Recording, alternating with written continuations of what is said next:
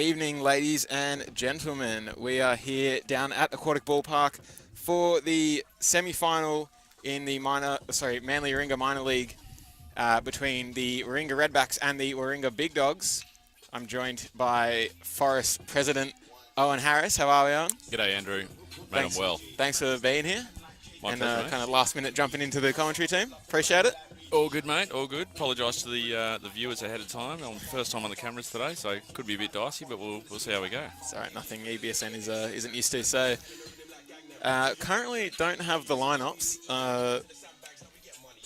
We had a bit of a late setup, but we managed to get here on time and haven't chased those up. So we will get to them to you during the game. It is a 9-inning game today. And we got some background music. Apologies for that if it's coming through. Hopefully it's not coming through too loud. There we go. I think we've managed to get the music off. And Simon Loud started with a strike first off here. Beautiful. So, Owen, obviously you'll be playing one of these, the winner of today's game, next week in the grand final. Yep. Do you have a preference, or...? Mate, the Red Dogs have... the Red Dogs, the Redbacks. Oh, that's drived into left field. Should be an easy catch. It's not, though. He stumbled. And that'll be a lead-off double for the Big Dogs.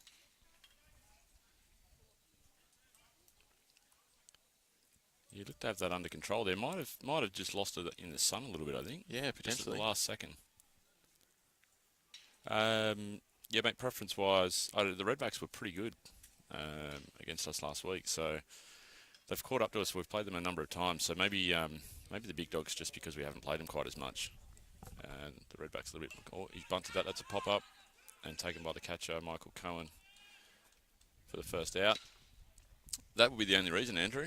Other than that, they're both good teams. It's going to be a tough grand final next week, so we'll see how we go. Absolutely. I'm looking forward to it. I'm going to assume EBSN will be streaming the grand final next week, regardless of who's in the finals. Obviously, Luke playing today. That's why he's not on the comms today.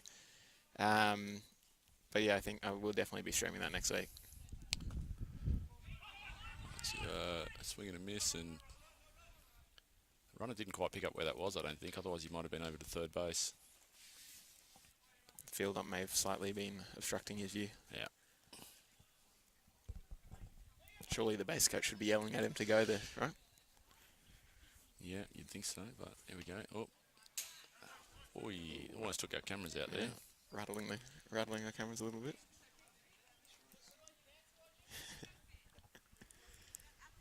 It was a very big swing from the batter at a ball way above his head, but he wanted it.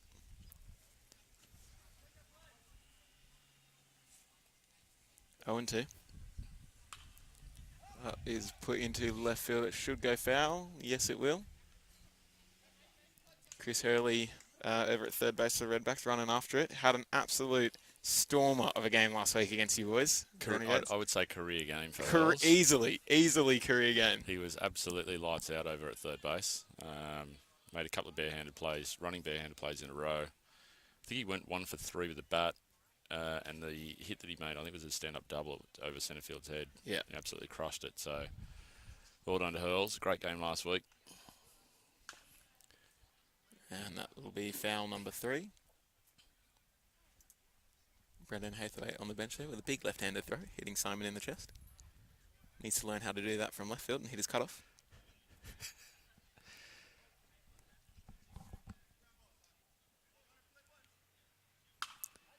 And that ball is popped into right field.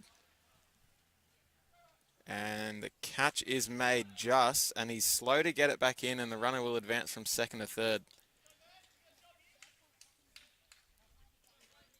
I think the right fielder was a little bit asleep after he caught that. Kind of forgot that there was a runner on base.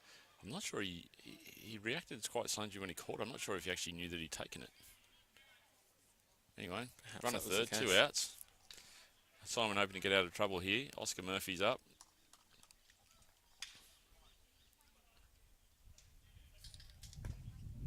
That's a ball downstairs.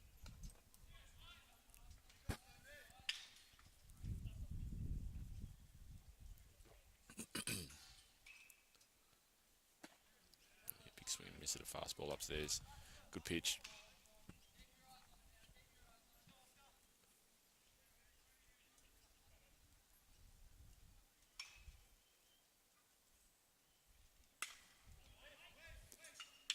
That one fouled off over the first base dugout. That direction anyway. Count 1 and 2. Simon with a chance to end the top of the first, bring in the Redbacks to start hitting. Yeah, foul tip. That'll do it, foul tip. Good start. Good start from Simon there. Good to get out of that inning with the base runner on early with that that stand-up double. I think it's been Todd Smith, I think, out there leading things off. No, Todd was the base coach. Oh, he was. Sorry, I saw him come over with a helmet in his hand. That was because he was base coaching. Yeah, actually, it doesn't look like Todd's playing today. He's got his shorts on.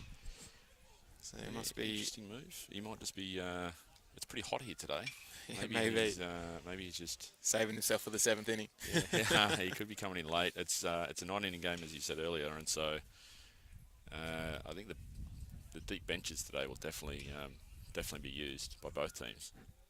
Yeah, I was speaking with Todd Eisenhower earlier. He rocked up about 15 minutes before game time. Singlet, shorts, work boots. But maybe he's injured, maybe he's not playing. He said, no, I'm not playing until the 7th, so I won't have to worry about it.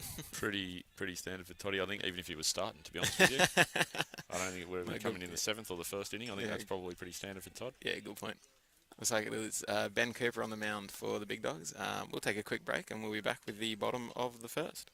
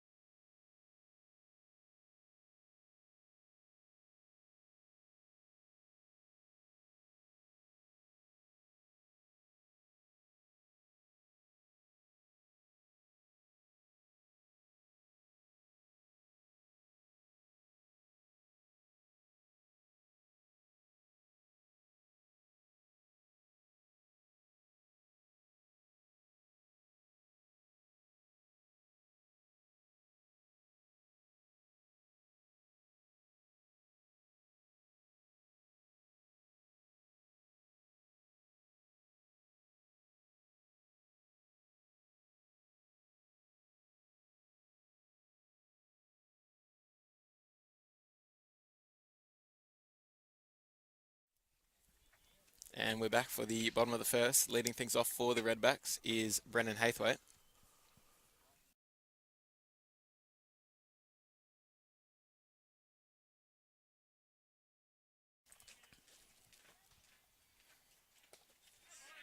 That'll be strike one for Ben Cooper. Ben Cooper had an alright game last week against Pittwater. Probably wasn't his strongest, I must admit, but he did well to stay in there for the whole game. I think he pitched about 6 innings, I think that game was. Yeah, he went all game. Yeah, I thought he was pretty good, to be honest. He's got that wipeout slider. We just saw him try to throw there. Probably a little bit unlucky on the inside corner. That one's missed by quite a way outside. Gets away from him, that one. Yeah, he let in a few runs. I'm trying to. It was a week ago.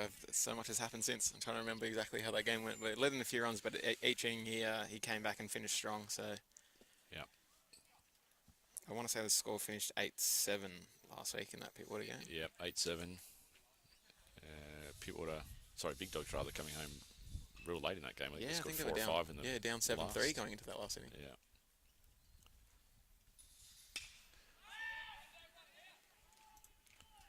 punched into So right field. foul. Ooh. And good effort. Great effort. Oh, we did get that on camera. I thought maybe that might cut out, but no, cut off the edge. But no, we got a wide angle today, so There you go.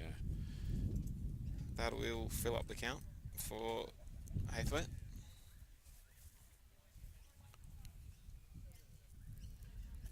Plenty of baseball for Brendan.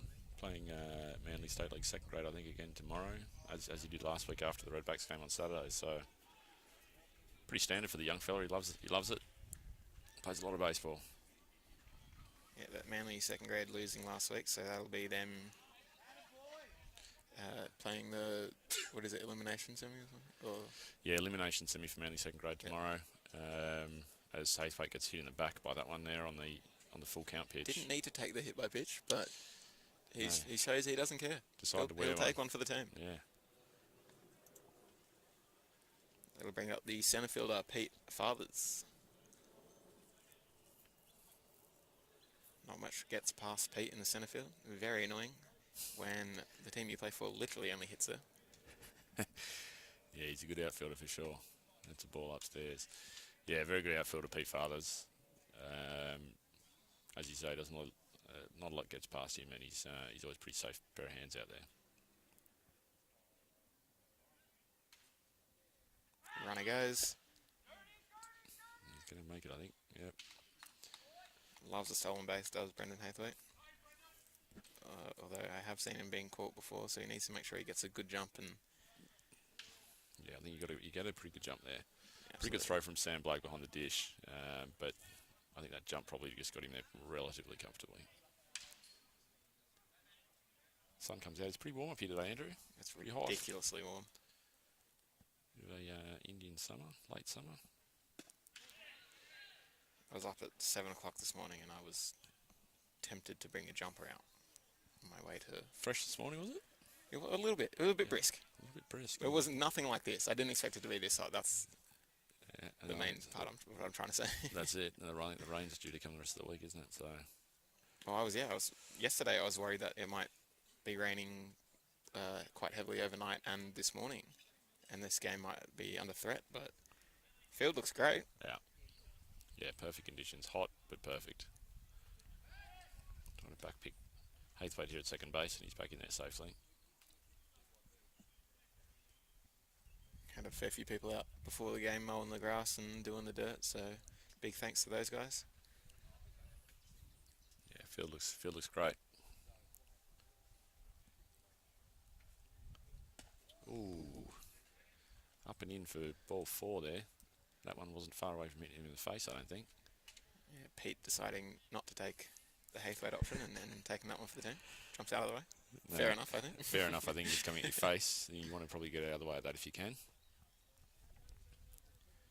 We also have over on A2 the second grade semi-final between Pittwater and also the Redbacks. Yeah, all the Redbacks in action today. We'll try and get updates of that game. Is that a 9-inning game as well, Owen? Do you know? I don't believe it is, man. It might be 7, I think, in second grade. I'm not quite sure. That's a pop up. Popped up. Flag struggling to find it, but he got it eventually. He did get it. That's an important out. Michael Cohen batting in the 3-hole with a hit by pitch and a base on balls for Fathers, 2 on and none out, and a little pop up. First pitch, if I'm not mistaken. So Big Dogs will be happy with that.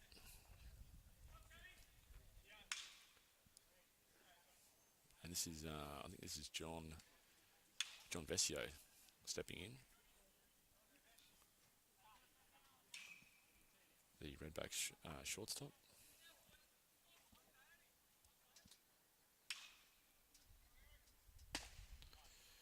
That was a lovely pop from the catcher's glove there. I hope the mic picked that up. They always sound a little bit better when they're strikes, I reckon. Yeah, That one sounded good, but it was a ball upstairs. Good point. There you go. There's another one.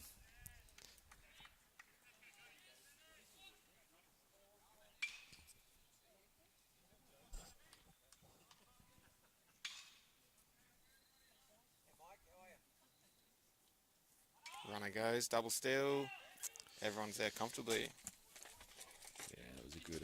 Oh, thanks, Sam. Well done there, Sam Blake, to keep that in front.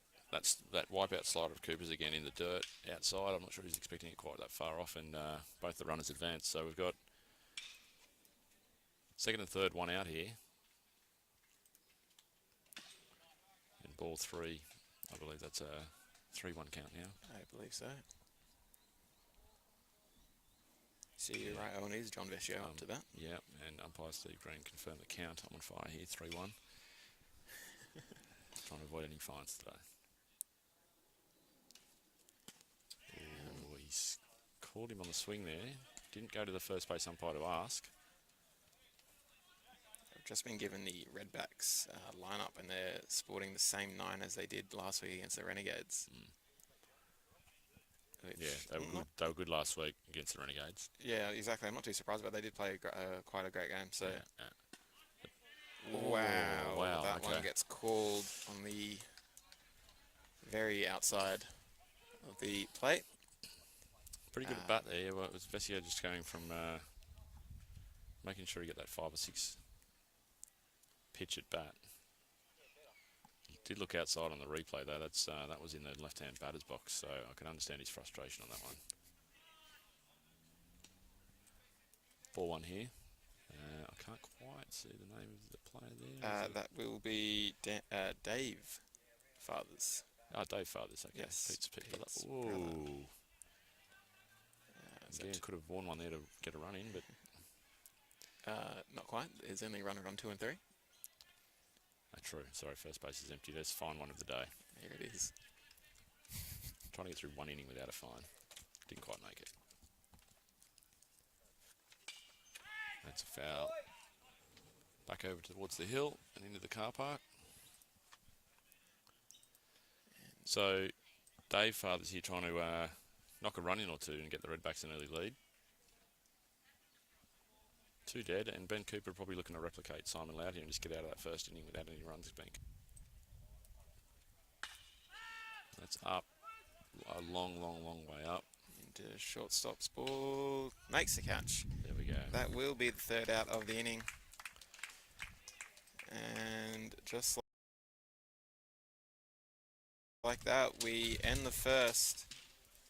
The score tied at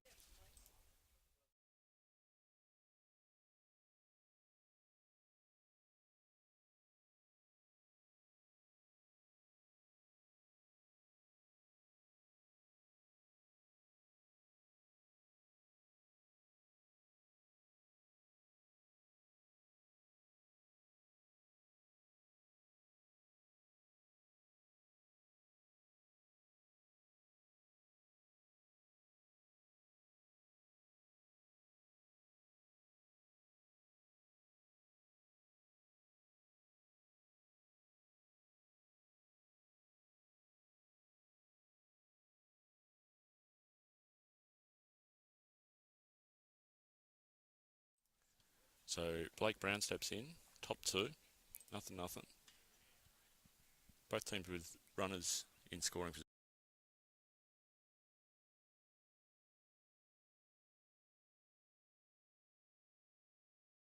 position in that first hit and couldn't capitalise.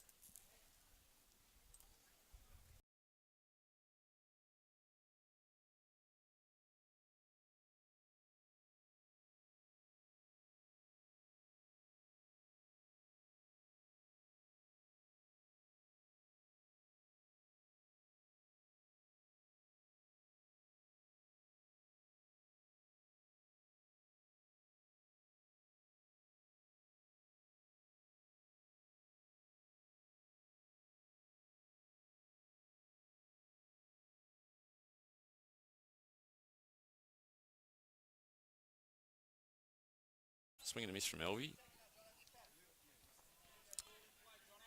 I don't have the count, sorry. 2-2, I believe, but we'll wait and see. Just trying to get this stream back up and running. Well, running so it doesn't. Elvie pops that up into left field. Oh, and it drops right in between. Oh, they're going to try and throw him out at third. That's getting thrown away. And go on, Simon. Oh, he slipped. Runners advance. Blake Brown scores in that wild throw, I think, from Brendan Hathwaite in left field. The Dave Fathers in left field. Dave Fathers we've got today in left field. Okay. Haythwaite's DHing, that's right. Yep. That's the lineup if you want it. So that'll open the scoring for the Big Dogs and the game. The stream's gone again. What's going on?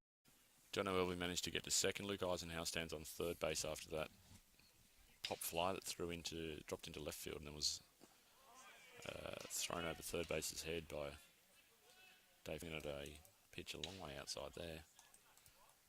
Take the count to 1-1, I believe.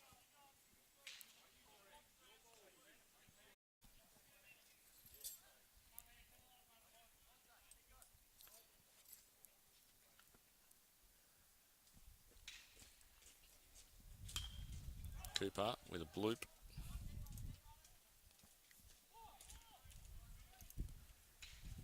And catch made there, I believe. Yep. We started just looking at the cameras. John Vesio, shortstop, was able to reel that one in for the second out. Luke Eisenhower deciding not to test Vecchio's arm. Yeah, he was probably still in that infield dirt. I think that would have been it's a wise decision, I think, from Luke. So 2 dead now, suddenly, and runners at second and third, and the Big Dogs have managed to convert 1 run, but only on a wild pitch, so we'll see how we go here. Back to the top of the lineup rather, and that's Ryan Hayworth? Horworth, I think. Horworth. Takes a cut at that one, and just hits the top of the fence for a foul. Strike 2.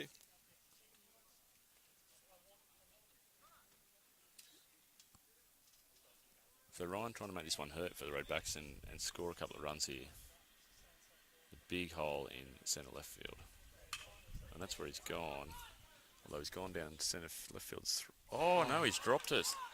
Dave Fathers Dave Fathers hits the cut, and John O'Elvey's going to score. Luke Eisenhower scores. And Ryan gets into second base. So, looked like he had it covered there in left field, Fathers. He's normally pretty reliable out there, but not as reliable as his brother. no, popped out of the glove there. Never a good feeling, Andrew. Oh, never. Playing in the outfield, and particularly with 2 outs. An inning-ending catch. Fall into the grass. Not fun. Oh, this might even score another one here. So they're going to send him. And he's going to make that standing up. Ryan's got some wheels. Oh, And he does just caught Redbacks sleep. he caught them sleeping and managed to get around to second base as well. So that drop catch.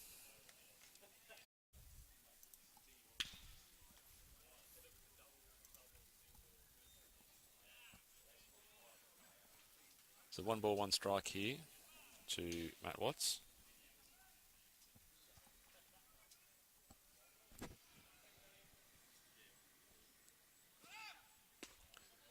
Big swing and a miss there, an off-speed pitch.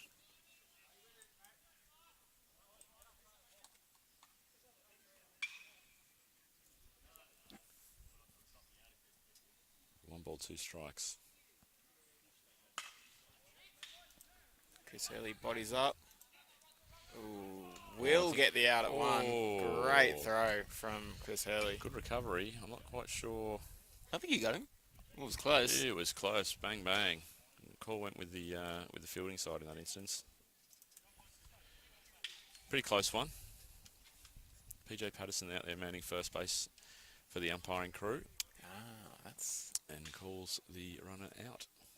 There you go. So that'll end the top of the second, and all of a sudden, Big Dogs lead 4-0.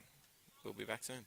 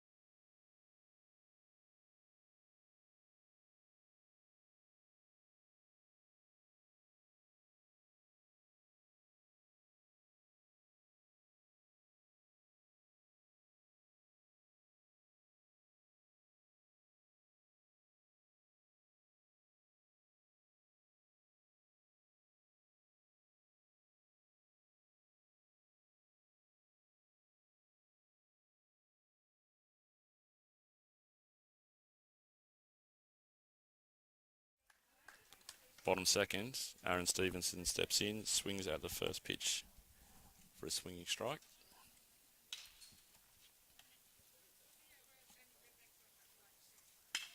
And punches that one out to left centre to Blake Brown. Good piece of hitting there. Big unit, Stevenson, isn't he? Plenty of power. You don't want to throw him too many fastballs. They don't stay very close to the plate very often when you throw him fastball. I don't think he's got the beard anymore, or at least not what it used to be. Made him quite the intimidating fellow, but he's a nice guy from all accounts. One of the nicest blokes you'll ever want to meet. Top fella. Coach his son in reps, Tyler. Nice kid as well. So Hurley steps in, the man of the hour from last week. This is the start that the Redbacks were looking for. After giving up 4 runs in that top of the second inning, they'll be looking to bounce back here and get 1 or 2 of those back minimum. And Hurley takes first pitch strike.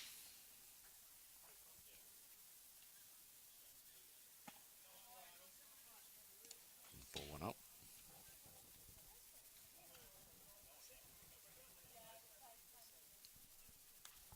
So 1-1 count. I don't think Stevenson's known for his running. Not even being held on at first. No, look, you guys now. Oh, that's in the dirt. Off he goes. The big fella. We doubted him there for a second. Sorry, Aaron. Absolute wheels up there, the second base on that wild pitch. Bet Luke's regretting not holding him on now.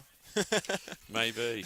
Yeah, he took that one a bit too casually, Luke. He's been a bit casually out there in the first base today, hasn't he? He almost got back-picked and not holding the runner there.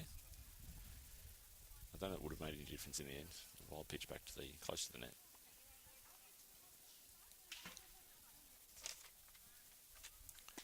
Ooh, that's dropped in. That's that was a great pitch. Chris didn't know much about that one, did he? No, I haven't seen one of them for a while. I thought he was going to cop him, to be honest, and then it just broke in right into the zone. Right, a horrible pitch as a batter when it starts at your left hip as a right-handed batsman and it drops in. I think Hurley probably thought it was going to hit him as well. He's ready to take it. Yeah. Oh, and went for it again. Not breaking quite as much, and Hurley didn't want to take that one. No, again, one up around the above the neck region. Okay, helmets for a reason, don't you? Helmets are great. Been saving lives since however long they've been around. So Hurley 2-2. Swing and a miss. And he is struck out for the first out of the inning. Pretty good bat though. James Wolfe steps in. Wolfie loves being at the front of the batter's box. He stands very, very close to the pitcher. It's quite off-putting as a catcher when he steps in. It's a little bit strange, but Wolfie, good hitter when he gets a hold of one. And strike one on the outside corner.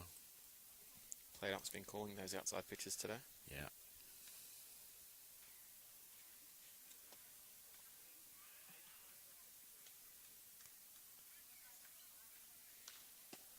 Yeah, there's the same spot. Good pitch. Wolf goes behind 0-2. Wolf prides himself on the fact that he rarely strikes out. If he's getting out, he's at least putting it in play.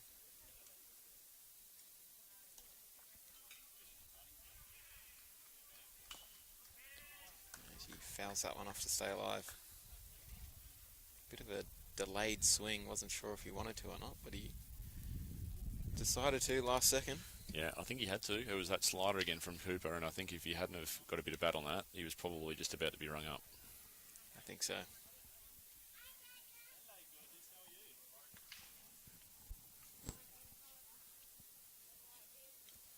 Oh, another slider, and again, Wolfie late, but stays alive for another pitch. You think Ben will just keep throwing sliders at him if he... I hope that he pops one up or just gets an easy ground ball. So 2 strikes.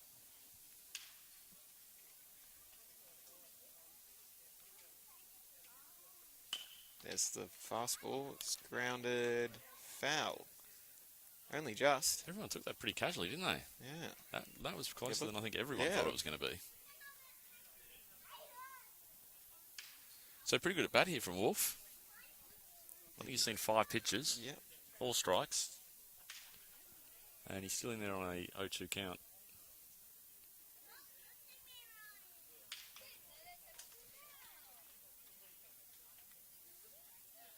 Oh, and again. My goodness.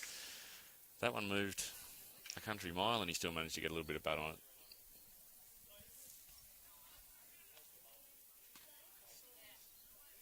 So I think he's into quality of bat territory here. Seen 6 pitches. Definitely, yep.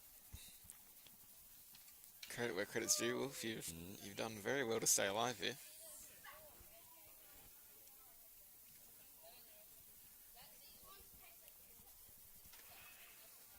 So 0-2, we reset again. Oh, he fouls that one back, and that's going to land safely. No attempt made there by the Big Dogs to chase that foul ball. Pitch number 7, foul number 5, if I'm not mistaken. I think you're right, mate. I think he's thrown in 5 sliders in a row as well after he spotted those 2 fastballs outside corner. I'd probably be looking to go maybe something different here. Maybe go fastball up or just set up outside and see if you can get a swing and a miss.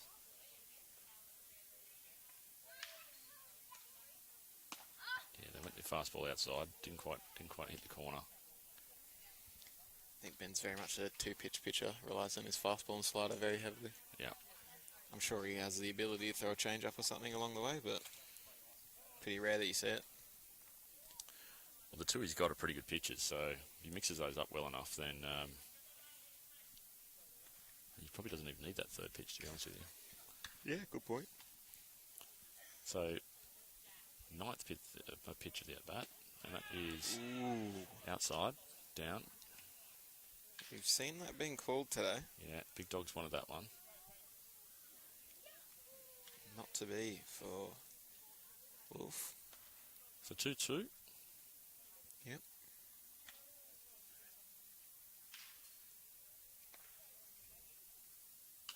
And he's fouled another one off. Fouled another one off. Wow. This is a great at-bat from Wolfie.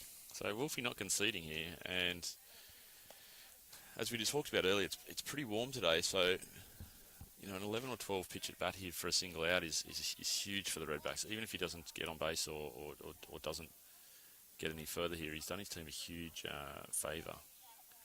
Just keeping Ben Cooper out in the sun and 12 pitches without an out.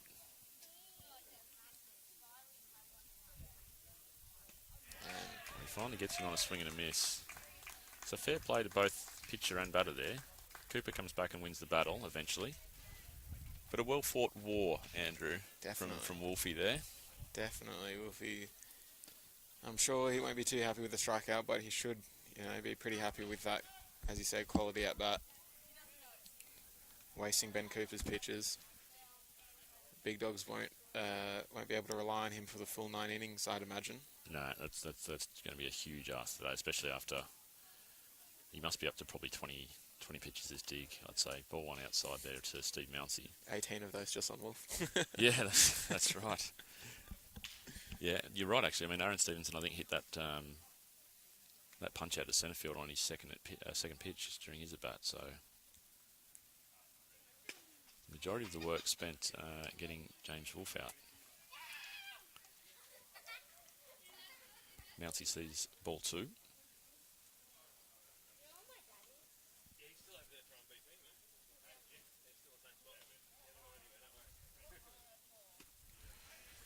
Swings at that one. 2-1. Runner on second. Redbacks looking to advance Aaron over at second base to third base, if not further. Yeah. As we talked about, they want to get at least one of those back. Yeah, another good slider. Another one of those ones that looks like it's going to almost hit you and then just drops in. Good pitch, Ben Cooper.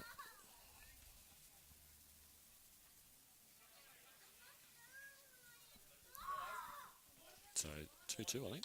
Yep. Yeah, slider. Mounsey manages to foul one off. To stay alive.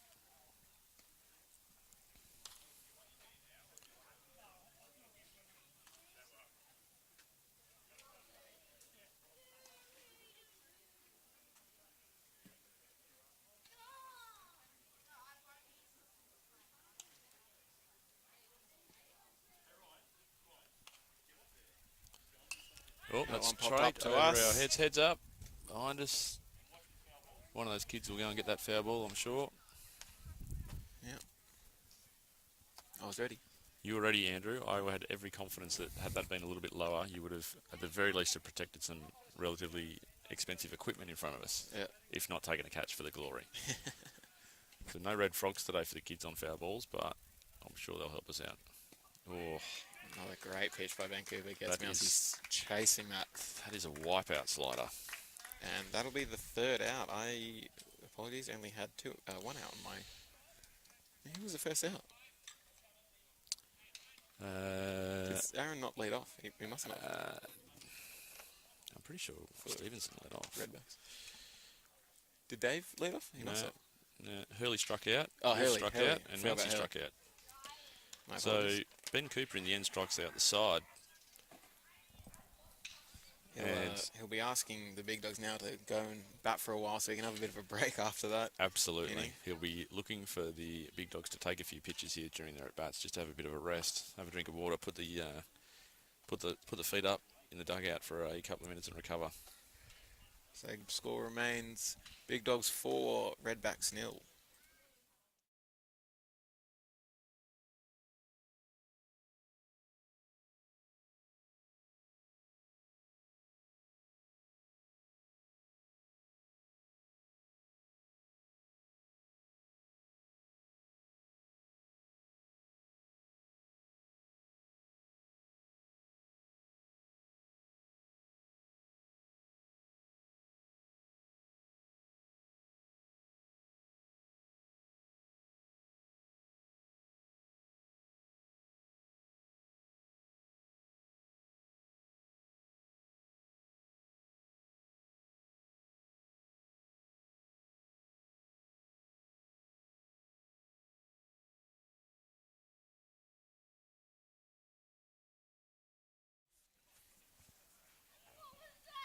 So Oscar Murphy steps in to lead things off here in the top of the third, I believe. Yep.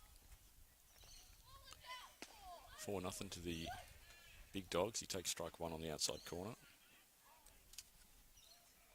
We're only heading into 45 minutes of, roughly 45 minutes of game. Compared to last week's games, it's moving quite slowly, I'd say. Yeah, runners on base, and James Wolfe did us no favours time-wise there either with that huge long at bat. That's up in.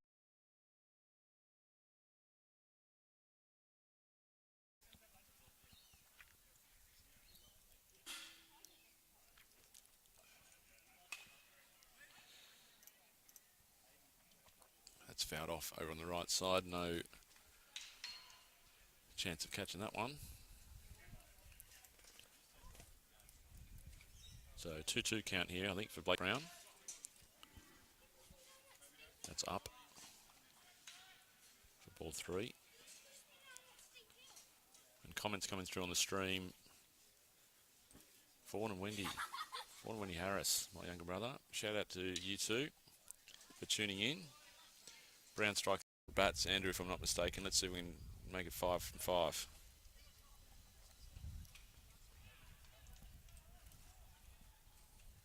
Actually, no, to be fair, he did get a hit late last week. Yeah, I think he drove did. in the winning run. So 4 from 5. 4 from 5. My apologies to Luke. I can smell that barbecue. It is starting to permeate through the nostrils. So Eisenhower over to the left side. And manages to just get in that enough in that 5-6 hole, I think, Andrew, just to... Yeah, I think Hurley may have got a glove on it, which then stopped the shortstop, John Vecchio, backing him up. Yeah. It would have been a tough play anyway, right? I think if Vecchio ranges to his backhand there and probably has to turn and make a heck of a throw to get Luke out. But if Hurley got that clean, we've seen him make those throws. Well, apparently he's got a cannon. I don't know, since... The way he's playing at the moment, I wouldn't have put it past him. He's doing really well over there at third base. And big swing by John Elvey to start things off. He's aiming for the 330 fence over in right field. 330 sign, rather. Yeah, he was looking to get a couple on the board this inning straight away there on that first pitch. And he has put that one Might just be in the hole. Yes, it is. is. So, Elvie managing to find the grass on a couple of, let's call them flares, shall we? Flared one out to short centre field, and has just flared one out to short right field. But they all count. They don't write how you hit them in the scorebook, Andrew. So it'll bring up Tom Walsh. Oh, Oh, Luke Eisenhower Eisenhower, breaks he's for off. third. Oh, there's no way. Oh, Oh, they've Hurley thrown the ball away. Hurley couldn't quite pick it. just missed it. Mikey Cohen not happy from behind the plate. It wasn't the best of throws to Mikey's standards, but perhaps Hurley should have done better. Yeah, tough one. You got a runner bearing down on you, and you're trying to pick one out of the dirt and make the tag at the same time. So it's a tough play. Some adventurous base running for sure.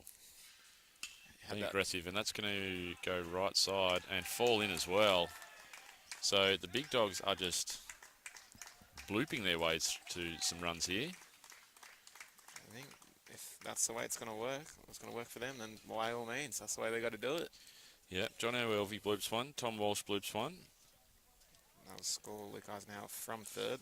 So Luke Eisenhower getting very lucky not getting picked off from the steal, gets himself into scoring position, and sure enough, he brings across the 5th run for the Big Dogs.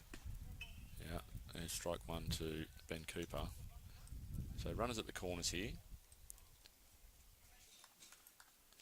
Pitcher versus pitcher. I won't imagine Tom Walsh will be staying at first base for very long. In saying that, he doesn't look at all interested in stealing. Yeah, I think there's one out if I'm not mistaken. Yeah, that's what I've got. So I would be sending him here just to try and take that double play out of the equation. Mickey Cohen with a good arm behind the dish. They could throw him out, but then Elvie a chance of scoring if they go to second. So that's a ball outside.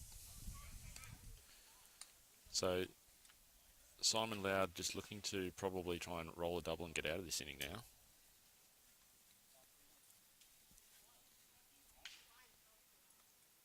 Ben Cooper, solid contact. Good pop for Wolf. Wolfie we'll gets just some take room the service. one out, and we were wrong. That's the It's third two out. There we go. So I'm going to put that run on you, mate. That's Yeah, a that one's fine. definitely on me. That Andrew one's definitely Logue. on me. Who? That's First twice. fun day. That's 2 innings now I've missed. I don't know Who was that? Who was before? Luke was second at bat, wasn't he? Who was before? So Blake Brown. Blake Brown struck out. Ah, there you go. Did I miss him? No, we must have had some. Who stepped in? Oscar Murphy. Oscar Murphy and Blake Brown were both the first 2 outs. Ah, okay. And there Ben you go. And that Cooper was rolls it. into a ground ball out at second base. Good bounce for Wolfie there at second base. Great bounce, yeah. The old aquatic hops sometimes cause a few issues for infielders here, but that one was absolute room service. If you're prepared for it, it can be a godsend sometimes. Yep. Well, that one worked out pretty well for him. So, going into the bottom of the 3rd, Big Dogs have a healthy lead, 5-0 on the Procar Automotive scoreboard.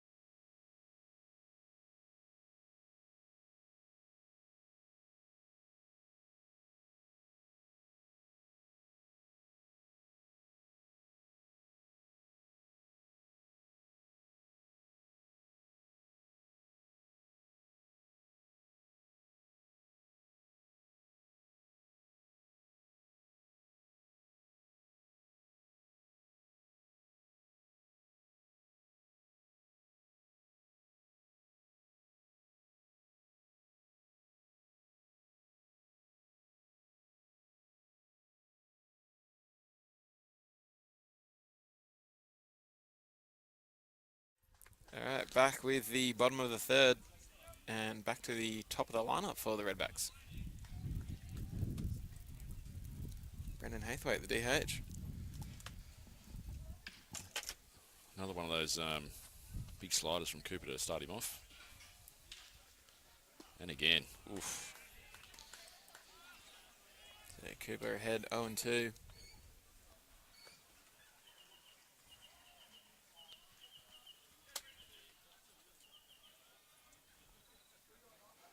Oh, got him on 3 pitches with 3 beautiful sliders. Quick out. And I think after last inning, that's what he'd be looking for, right? Definitely. Some quick outs. Get back into that dugout, get the other team out in the sun. Although, in saying that, the clouds have come out. It's a little bit more overcast now, so not as hot. A bit of a breeze as well. It's made being up here a lot more comfortable as that pitch is in for strike one.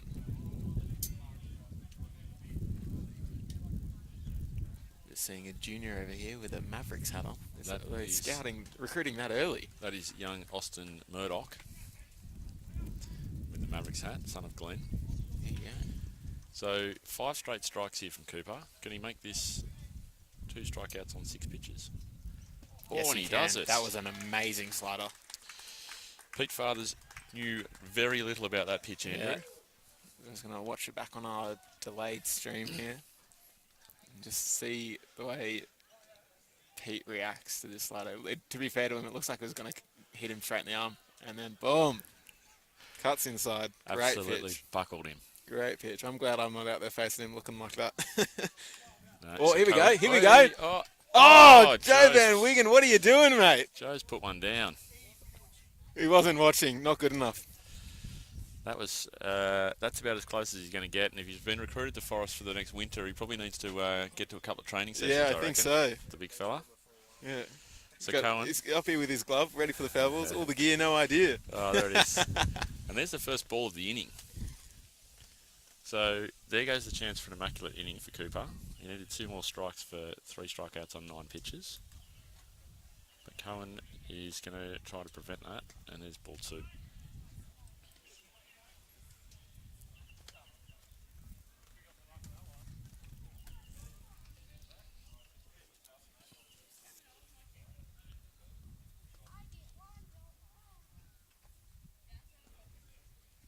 he tried the slider and missed that time. So from 7 consecutive strikes to 3 consecutive balls. Vancouver now behind in the count, 3-1.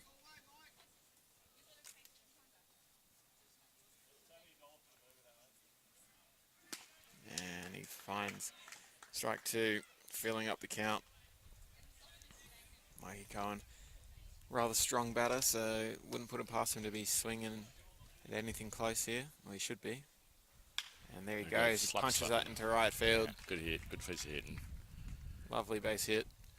Didn't try to do too much there, did he? He just went with it, took what was on offer, and punched that out into right field for a base hit. That brings up Johnny Vesio.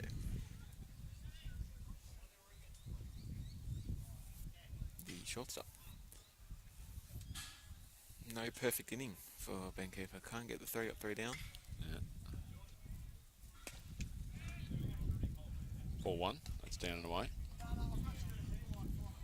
Crowd's starting to build up here, Andrew. Yeah, they're all coming for the barbecue, I reckon. I know the Renegades are coming up for a sausage sandwich and to watch this game. See who they'll be facing next week. Great pitch, Ben Cooper again. That's back to that slider that he started off earlier in the inning. That's on next week. Owen, how do you boys think you'll go with a 9-inning game? Obviously, usually a 2-hour game. Yep. Will Truman will he be up for 9 innings? Mate, he will have, put it this way, he'll have enjoyed the extra week's rest. I think he's thrown played a lot of baseball between winter and coming through to the end of the summer season as well. So I know that he was a little ginger going into the last outing. But that extra week off, he pulled up pretty well after last week's game, and I think the extra week off will help. I don't think he'll go 9, not unless there's a very low pitch count. That ball popped up the right side. Luke Eisenhower under it. And he comfortably makes the catch for the third out of the inning. So no Charman for 9 innings, potentially. What do you reckon? Who's the pitching options off the bench? Mate, there's a few options there. We're pretty lucky that we've got a few other options we can bring in. We've got a couple of junk throwers. Jeremy Markham. He's standing over my shoulder as I said that.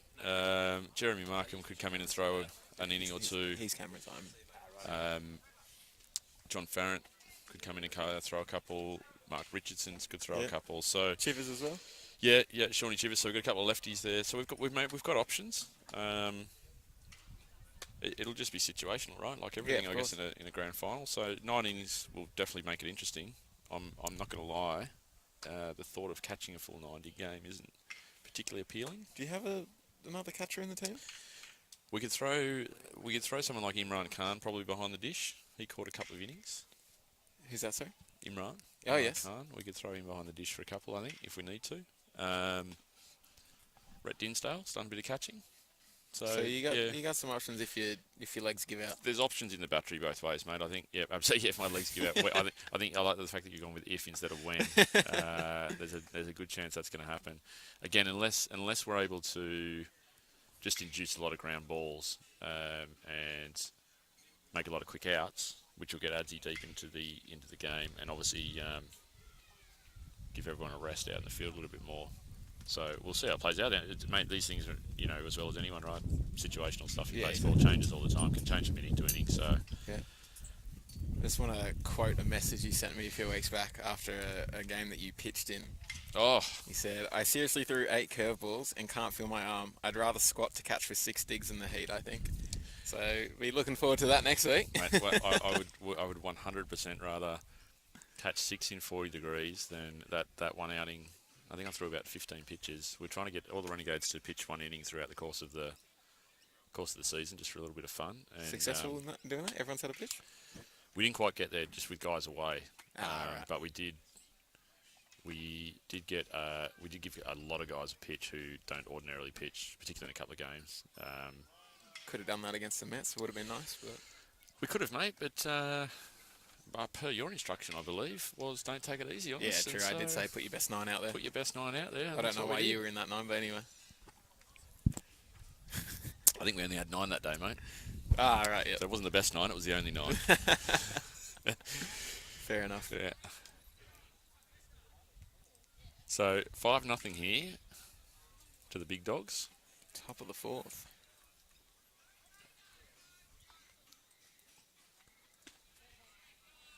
Strike 1.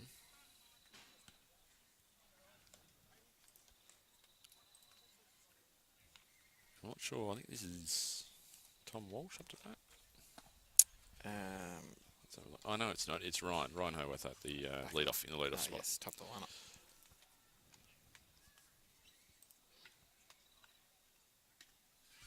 That's a ball out.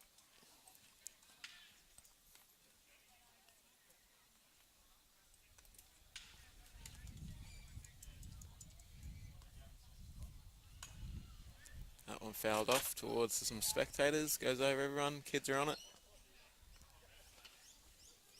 1-2 now. Clouds keep moving and the sun has popped back out again, so Redbacks will be wanting to get a quick inning. They haven't really been able to do that the last couple. Oh, here we go. I thought that was going to come closer to a spectator, but not the case. Simon in his 4th inning. He's led in 5 runs so far, and he'll definitely be wanting to get out of this heat as quick as possible. I imagine I've seen Simon go for 6 innings before, so he'll probably be wanting to go another one, for... and there's Renegades scampering, but Jolene Farrant. One hand, one bounce. Oh, stuck the right hand out on the bounce and took an absolute spectacular, well, we can say catch. Pick. There we go. We'll call it a pick. Well done.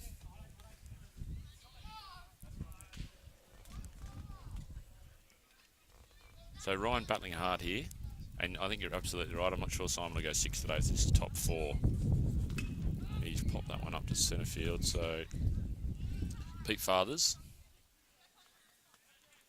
we gave him a rap earlier, and he's managed to not be a victim of the commentator's curse there, Andrew. Yes, that's exactly right. He just proving he's got the better hands than his brother. We hope. Well, I say hopefully. If it was me and my brother, I'd be rubbing that in. So. Yeah, you don't want to be out there with your brother and be dropping stuff while he's catching it. So 1 out. Vesio attacks that ball well. Throw is no good. It's behind, and he's going to advance to second base. Pete Fathers coming in from centre field to cover the bag as Vesio gets pulled away from the ground ball, and Wolf went and backed up first base. Wow. What should have been a routine ground ball ends up in a error that leads to a double. So Big Dogs, everything just going their way today, it seems. Yeah, that's a little bit unusual for John Vesio at shortstop there. He's normally pretty right. They're going for third again, and again that one's thrown away. If he gets up quickly, he's going to score. Sure enough, he will. The throw won't come in, and just like that, Big Dogs go up 6 to nothing. So, apologies on the camera there. I was distracted for a second, but yeah, that's not great. The Big Dogs have been super aggressive, so that'll be one for us to take a mental note of for next week, Andrew. That with runners at second, not afraid to steal. Not afraid to steal third base. They're not afraid to steal on Mikey Cohen's arm, and surely they'll be more than comfortable to sleep on mine. So I'll be looking for Adam to be picking off guys at second base as much as possible. Yeah, firing it in nice and quick, so it gives you a bit more time to make the throw. That is probably one difference, I would say, is that there's a little bit more time for guys to get a jump on Simon, and Simon's thrown a lot of good junk today, so it's a little bit slow to the dish. Vesio fields that one, makes a stronger throw. This time he makes the out. Yeah. That'll be the second out of the inning. Should have been the third, to be honest, but Redbacks will have to take what they get. So 2 out, it will bring up Oscar Murphy. And Simon doing all right to this inning. He's only let in 1 run so far across 3 batters. Yep.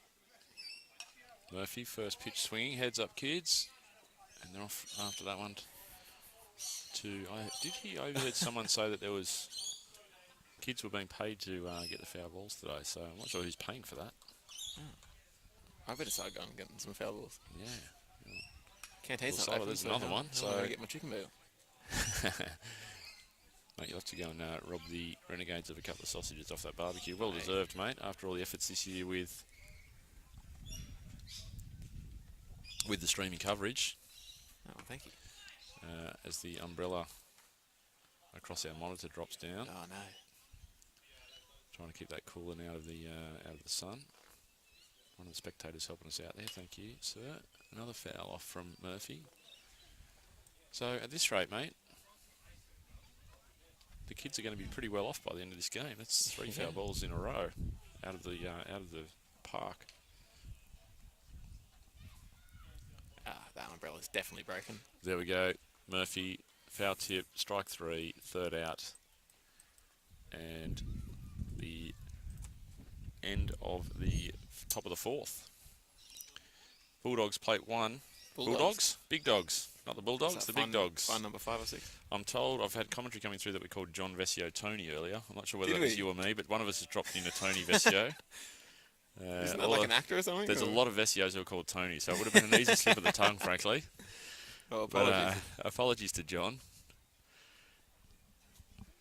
Anyway, we'll have a quick break. We'll have a break. We're going to recoup from that slip of the tongue. So the score is 6 to nothing.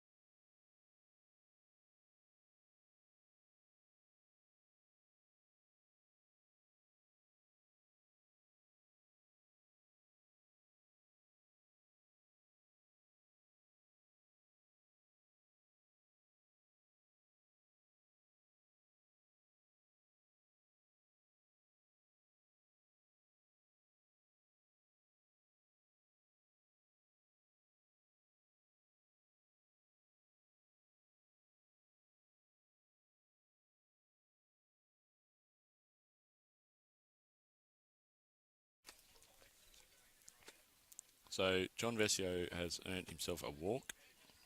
Dave Fathers, not John Vesio. Dave Fathers is the lead-off walk.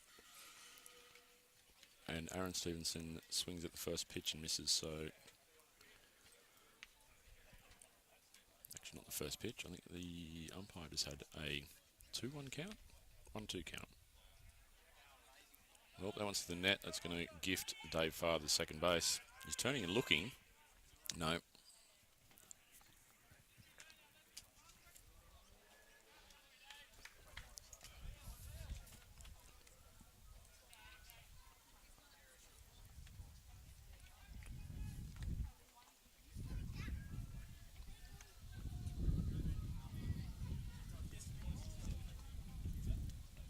So it's either 2-2 or 3-2. I couldn't quite pick up Steve Green's right hand there. So Stevenson. Oh, check swing. Foul.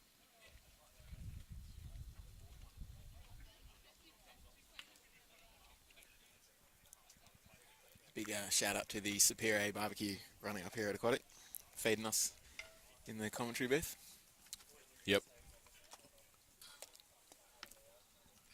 That was a very solid sausage sandwich, mate. Yeah, I'm going to need about 4 more, I think. Yeah, I reckon. Yeah. Great there it pitch. is. That's that wipeout slider again, Cooper. And Aaron Stevenson didn't know much about that one. That is strike 3. He's on fire today, Vancouver, with that slider.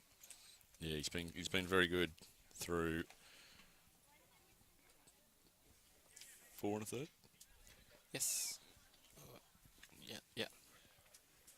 Oh, 3 1/3? 3 1/3, so it's bottom 4. So Chris Hurley steps in. There's that slider again for strike 1. Bit of movement in the Redbacks bullpen. Looks like Todd Eisenhower is warming up, or the gentleman he's throwing with is warming up. Yeah, that's something to midget. So it's definitely going to be Eisenhower into the game, I think. Here's a big pick at 3. Oh, it's second, and Ball dropped. he would have had him, I think, had that ball not have been dropped. Great pick-off attempt there by Vancouver. Yeah, very good. Ollie Whitnell, the umpire there in the field, and got that call correct with the drop ball, trying to apply the tag. So Dave Fathers had a little lucky there, I'd say.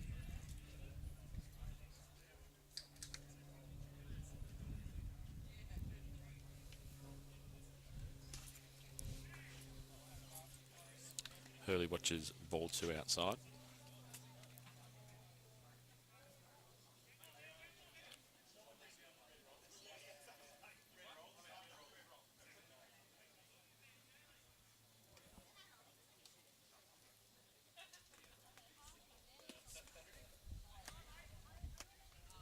Now it's a ball inside on a fastball. I must say, Hurley's he's a very confident batter. He always goes up looking to hit. Never shows weakness in the box, doesn't step out, even just like that pitch then. Really close to him, but barely even flinched.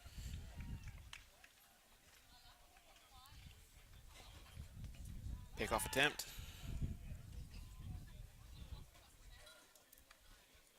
Not quite as close that one, Andrew.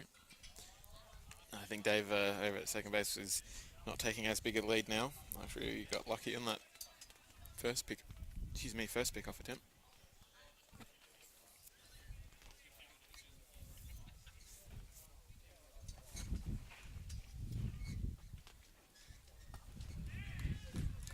Big swing. Strike 2. Big hack there, wasn't it? He doesn't get cheated early on those swings. No, not at all. He makes him count. Does not get cheated.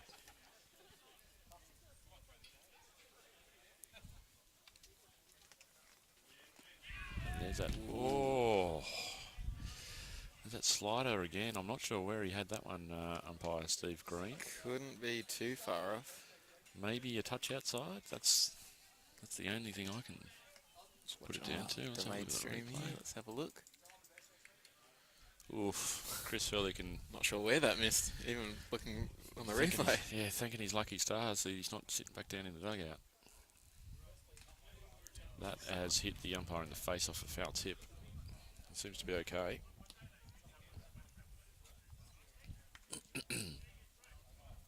So Sam Blake just doing the right thing here and going out for a chat with Ben Cooper that probably wasn't required, but just making sure that umpire Steve Green, who's just copped a foul tip right in the face mask, is okay. In fact, they're checking his mask. It looks like his mask may even... Yeah, it looks like he's about to go He's walking off to go and try and get another mask, I think. just outside of our cameras. Can't quite see.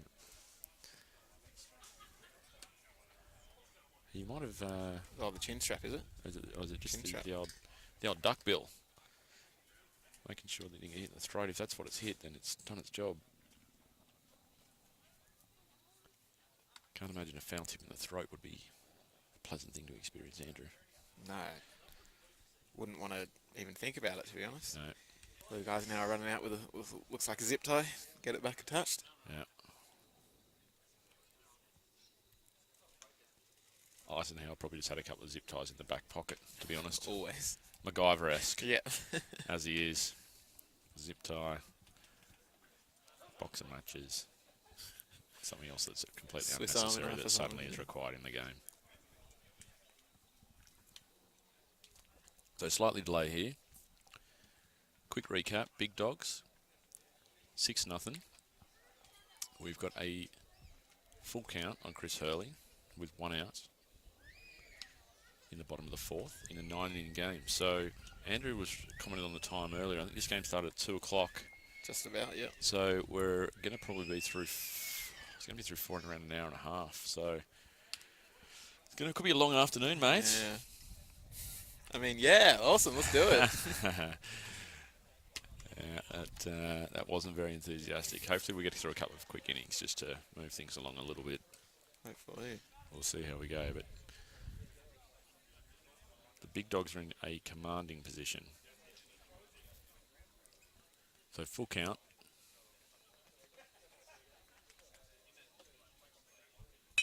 Hurley, Using a metal bat. metal bat, and grounds out to the shortstop with a relatively routine play over to first base. It did advance the runner there. He did. Productive out from Hurley. So tick that box. Is he allowed to use a metal bat? Or I thought there was a rule that said state league players had to use wood. Not to my knowledge, no. I believe that's... That's why the futures all use wood. That's what I thought. Well, you might be onto something there. It's not a rule that I'm familiar with, Andrew. I must admit I haven't gone through the rules around bats in a lot of detail for this comp. Hurley hit with that one's fouled off, and a kid's going to collect another $1. I know he swung tin last week.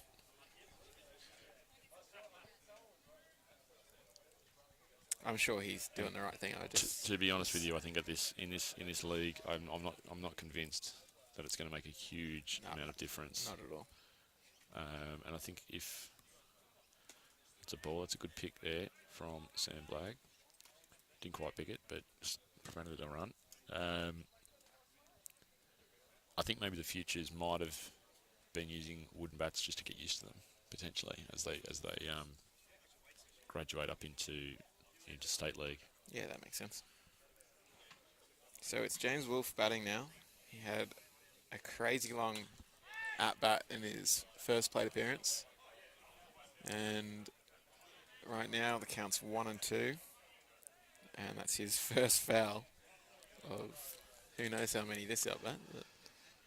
Ben Cooper will be having nightmares about James Wolfe. Yeah. If this one goes for another 12 pitches, especially with 2 outs. There he is. You get him on that slider like he did last time. So Wolfie not quite there this time, this at bat, but well pitched. Ben Cooper gets out of it. No runs conceded. 6-0. Big Dogs through the end of the 4th inning.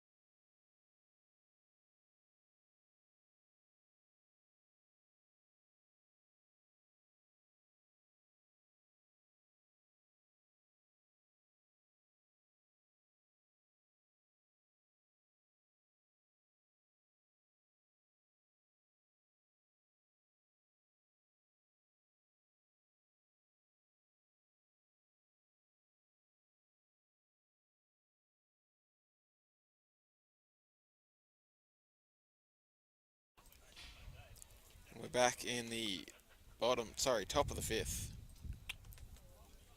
Blake Brown up to bat. Takes the first for a strike. Simon Loud remains on the mound. I see Todd Eisenhower over on the Redbacks bench, perhaps eagerly waiting to jump on the mound if hitting goes away. The last few have gone. Popped up into center field. Pete is dropping back. It goes over him. Maybe we did put the mockers on him. He didn't read that well. I reckon there's a little bit of, mate, I reckon it's blowing out straight away centre. Just looking at some of the trees in the background. And the breeze has picked up a little bit, a couple of gusts every now and then.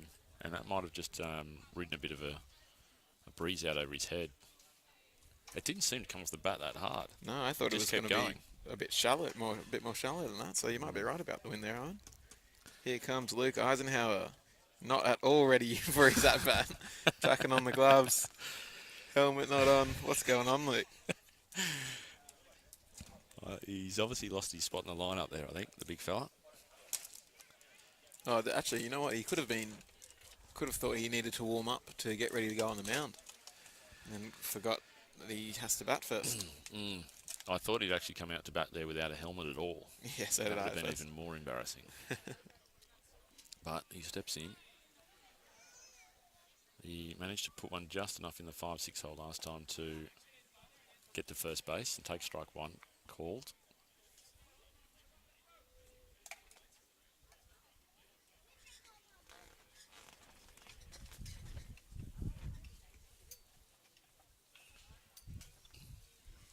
Redbacks have looks like they've done their homework on Luke. They've holding the runner.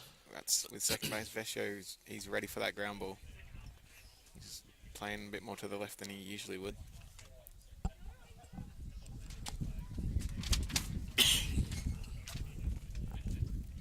That wind really starting to pick up now.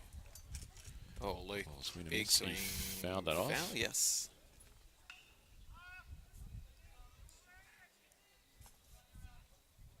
So we've got all three Eisenhower brothers in action today, two of which are on this field. Both Luke at the batting at the moment.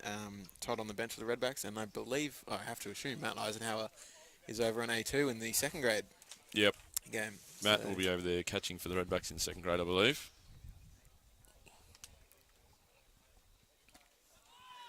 Ooh. That's a pretty good take. We've seen a pitch or two called there today, Andrew. Yeah, definitely.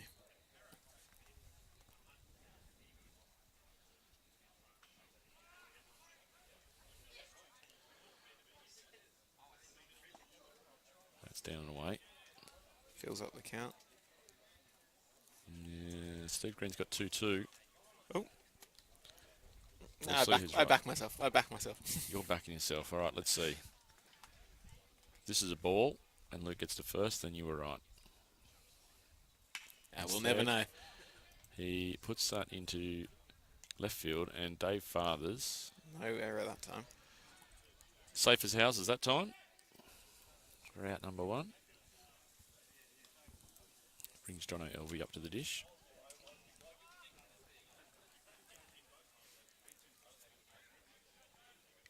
Great camera work there, on it. Absolutely on it. Mate, it looked just... Sean Elliott set the bar pretty low, so I'm just going to try and... If I can be a little bit better than him, then I'm happy. That's a ball outside. Sean's not quite within earshot. He is here, and he'll probably jump on a little later. I'm sure he'll find a way to jump on the mics. Good pitch there inside Simon Loud. Strike one, inside corner. John Elvey with a nod, acknowledges a good pitch.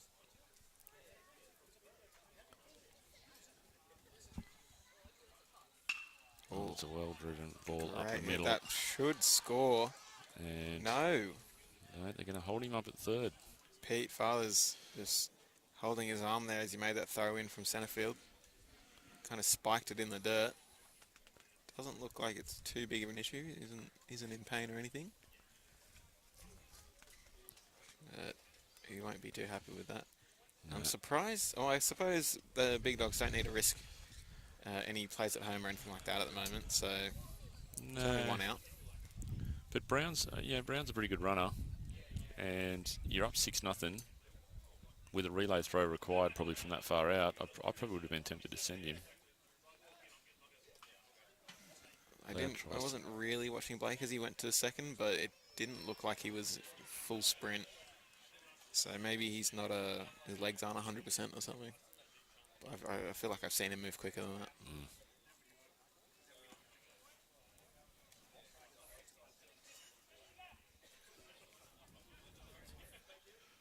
So Tom Walsh, runners at the corners here. One out.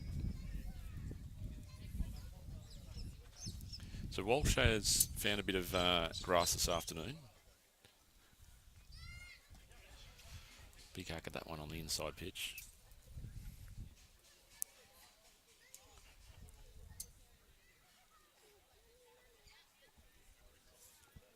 So 1-1.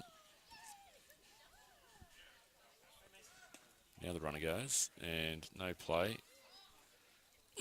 Michael Cohen happy to hold on to that one and not risk Blake Brown coming in from third base.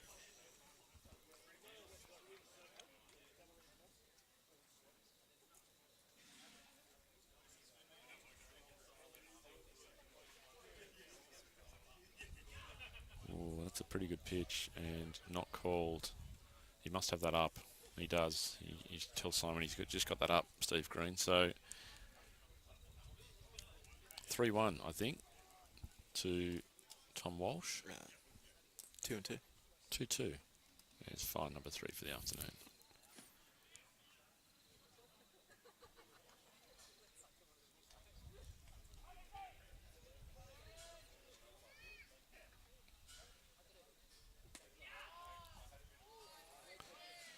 That one is outside, and again, Simon not at all happy with that. that has been called earlier today, and that's where that frustration comes from. Is if there's calls earlier in the game in that spot, and you hit that spot later in the game, it's not called. Frustrating for the pitcher. Instead, he comes straight back at him. So, picked out of the dirt. Michael Cohen, very good over to Aaron Stevenson to make sure that out, and then Aaron Stevenson runs the ball in to make sure that Blake Brown doesn't try to sneak home on that drop third strike. So that'll be the second out of the inning, and it brings up the 9-hole hitter, Ben Cooper. Pitcher v pitcher. I believe Ben, I want to say grounded out. Yeah, grounded out in his last at-bat to second base. He did, I believe, to close out the last inning. Perhaps the inning before. I'm not sure they've gone through 9 in this inning. Might have been inning before, I think, yeah. Oh, ooh. Gets out of the way of that one, inside. So you got to wonder, Andrew, how long maybe they stick with Simon for one more out. But he's got to be starting to labour a little bit, I think. Yeah, I wouldn't be surprised if they pull him after this batter, where regardless of strikeout in play or not, coming up to the top of the lineup next, a new pitcher might be the way to go. But yeah, by all means, give Simon the chance to strike out the 9-hole hitter. We'll just get this last out, right? He's got 2 outs. He'd take a strikeout, a fly out, or a ground out, I think. Exactly. It wouldn't matter how. There he goes. There's a foul tip. That'll help. The Redbacks cause. Fills the count. No force play for the runners, so they won't be running on the pitch. But they should definitely be running on contact, well, especially Blake Brown over at third base. That's got to be, wow. Yeah, Must have been low. I think that was down. So ball 4, and will we see a pitching change? It doesn't look like it. There's no movement in the Redbacks dugout. Todd Eisenhower is Chilling. Standing pretty comfortably in the dugout, not looking too bothered about coming into the game right at this second. So top of the lineup, this will be the fourth at bat for Ryan, I think. Yeah, fourth. So we've gone through the lineups pretty rapid pace today. Let's strike one straight down the can.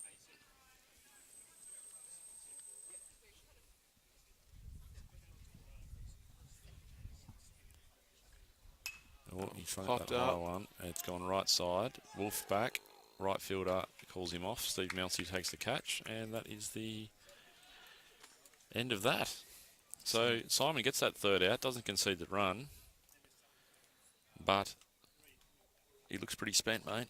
I reckon it might be time for the Redbacks to make a pitching change. That'll definitely be him done. But he did very well to win that inning and not concede a run. So Redbacks really need to turn it on with the bats coming into the bottom of the fifth. But we'll see what they can do. The score remains 6-0.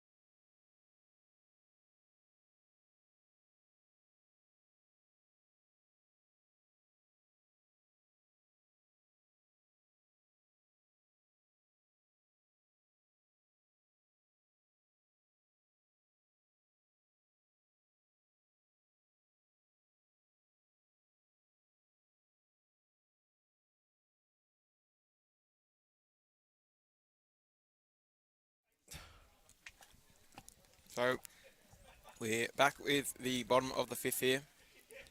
Leading things off is Steve Mounsey, the right fielder. And I'm joined by a very special guest in the commentary box, Mr. Joe Van Wiegen. How are you? I'm very well, thank you, Andrew. Thanks for letting me rope you into this. That ball hit into centre field, and it's an easy catch for Blake Brown out there. Joe, mate, on the cameras, look at that. He's good. He's good. That'll be the first out of the inning. So, Joe, long-time baseball player, but haven't played in the last, 10 years? 10 years, Give or take? Yeah, 10 years. And all of a sudden, you're back. That's it. I've had, I guess every year someone keeps nagging me to come back and play. And I think this year was the year, 2021. So I've started to nag you at just the right time to get you back in. That's right, mate. Of course, my brother Benjamin Logue, who's a Redbacks player, not playing today due to injury. Hasn't played this season due to injury, rather.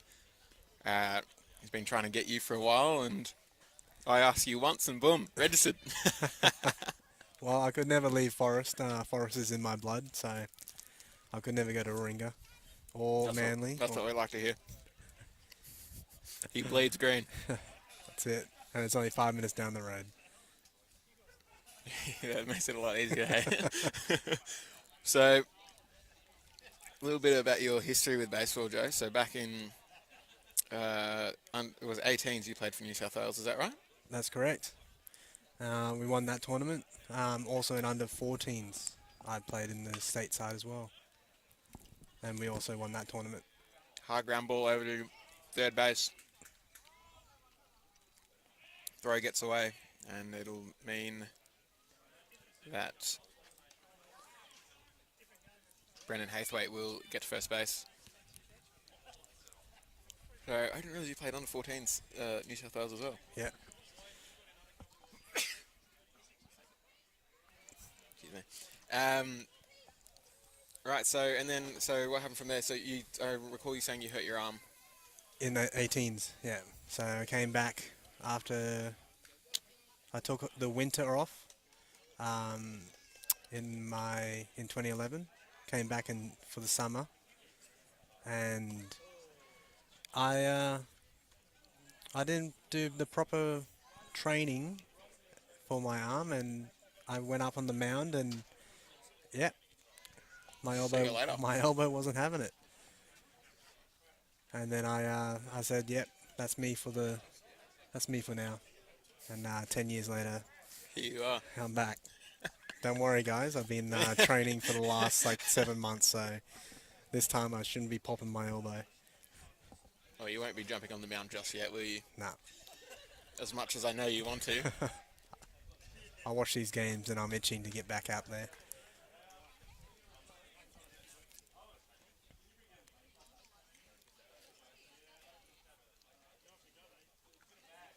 So where do you reckon you'll be playing this year in winter? What position?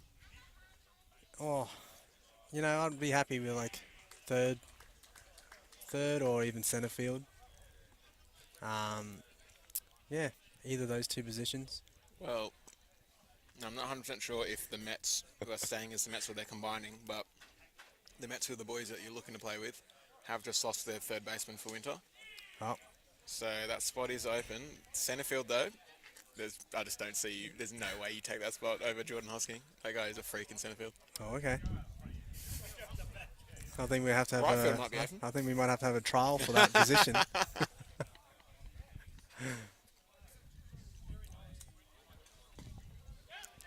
Like you, Jordan was a under-18s prospect, I guess you could say. Played over in New Zealand for the New Zealand under-18s, I think, if I'm not mistaken. Ah, yes.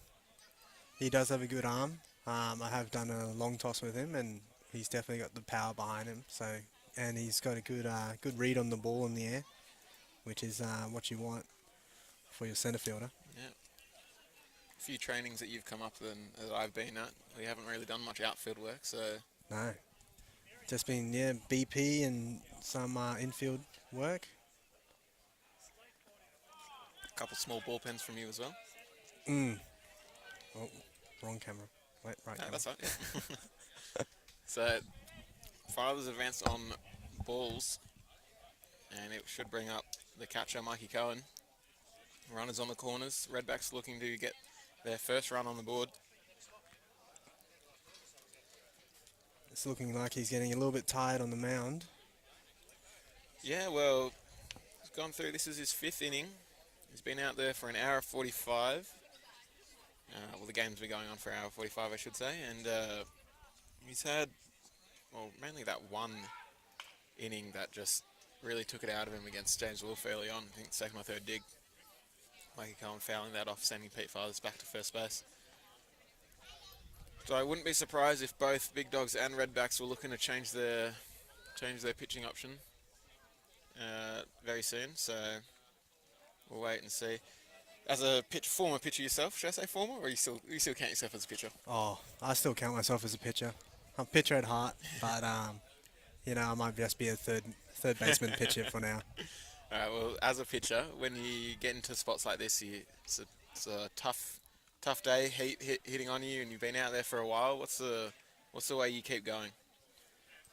I think this is where I would have a talk with my catcher, just make sure that we're hitting the spots, making sure the signals are correct between us, and just take a breather, because it is like 30 degrees out there and the sun's beating down on you, and when the runners start loading up on the bases, it does get under your skin a little bit, but this is what makes the character of a pitcher.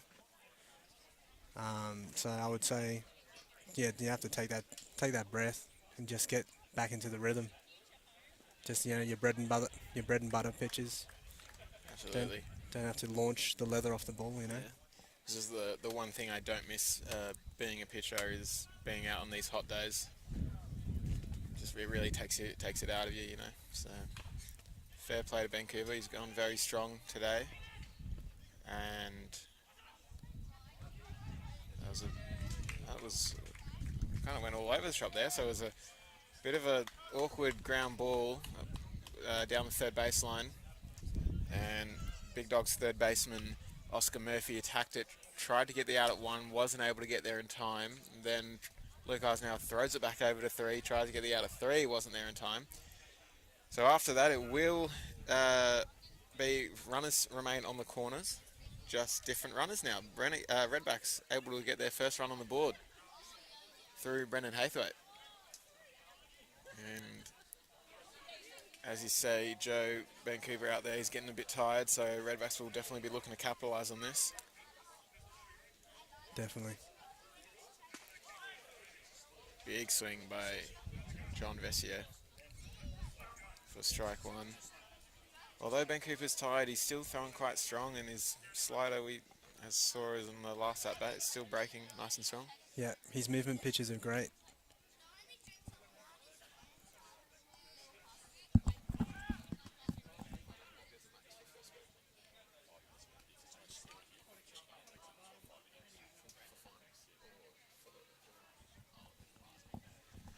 So I've just been informed that the rules for finals is you can only pitch 5 innings if there's no pitch counter here, which we don't have. So this will be Vancouver's last inning, and then that will also mean that Simon Loud is finished up for the Redbacks.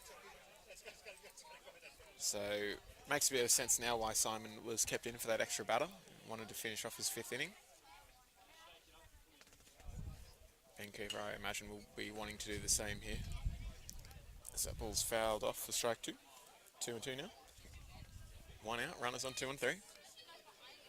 Yeah, Vessier would be looking to hit it through the right field gap there to help get some runners on the board. Yeah, a bit of a gap between second base and first base.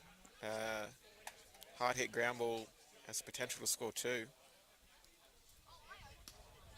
Mikey Cohen standing at second base. Not sure if he'll have the legs from second to home after catching for 5 innings. But yeah, he's got some wheels. He's got some wheels. I wouldn't put it past him. And Vessier goes down, swinging. Great pitching there from Vancouver. Went and filled up the count, but won the battle. And brings up the left fielder in Dave Fathers.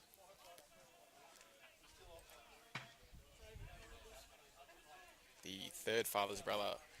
I'm not sure if he actually played at all this season, but has played for the Redbacks in the past, all 3 Fathers.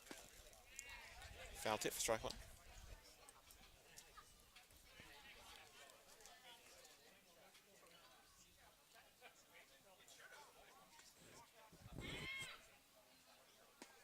Oh. It's on the inside for strike 2. Vancouver 1 strike away from getting out with any further damage.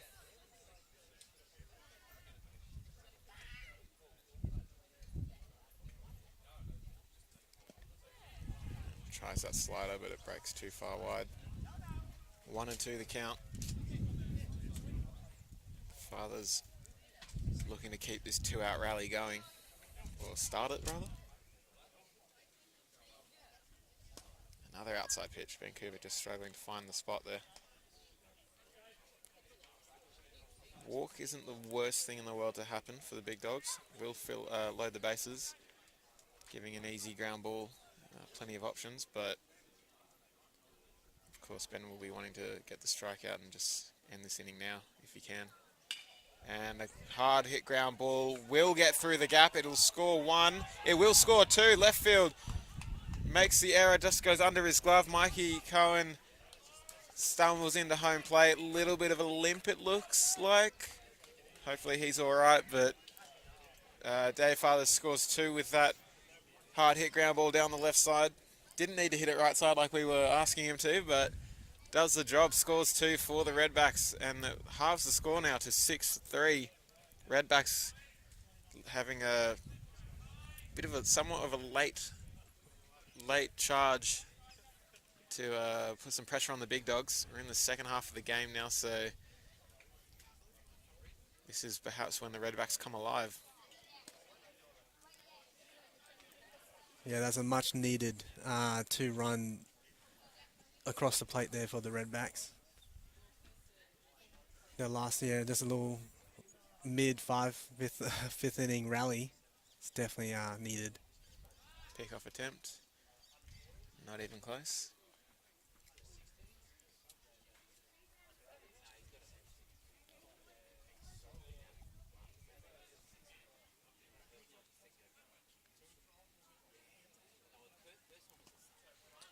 Great pick there by Sam Blake. He throws that for the back pick. Luke Eisenhower just getting the tip of his glove to it.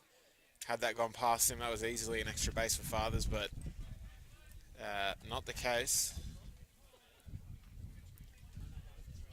That was a lot closer than the big dogs would like to admit. Luke Eisenhower just having a chat to Ben, telling him to relax out there. Almost got the job done. 2-0 the count. Yeah, he's just got to settle himself. Just one more out and he's out of it. That one fouled off, rattling the cameras. Our setup is a lot better now from up here. Where it used to be if the foul ball hit the cameras, the camera would move and we'd have to get up the ladder and fix it. But it seems to be a lot better now, so happy days.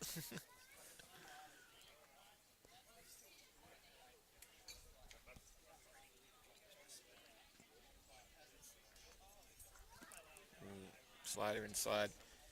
Can't catch the outside of the plate. I've got 3-1 as the count. I'm pretty sure I'm right in saying that.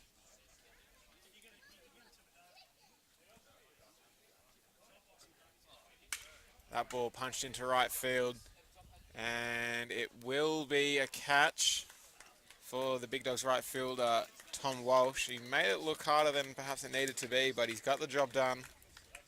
So after the bottom of the 5th, the Redbacks have done incredibly well to get some runs on the board, and it looks like as I said before, Sunlight is finished, so I believe Todd Eisenhower will be coming out to the mound, although he's walking over to the umpire to... Oh no, it will be a different pitcher for the Redbacks, whose name is Sumner Midget. I don't know this guy, to be honest, so I don't know, can't tell you anything about him. But we'll be back in the top of the 6th. Joe, you going to hang around, or is that you done? Oh, mate, I might just be a visual spectator. Well, I want to say thank you very much for joining me in the commentary box, and good luck with winter. I hope the arm stays strong. Thanks, Andrew. Cheers, mate.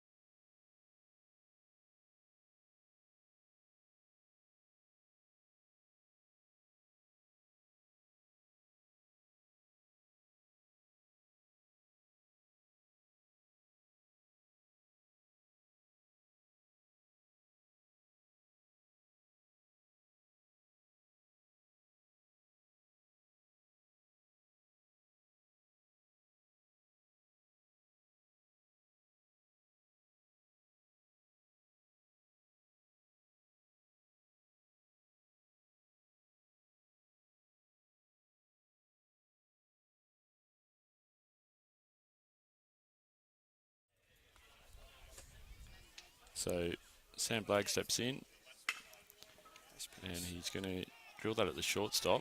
Bobble, throw. Wow. Oh, had him, but a drop at first base.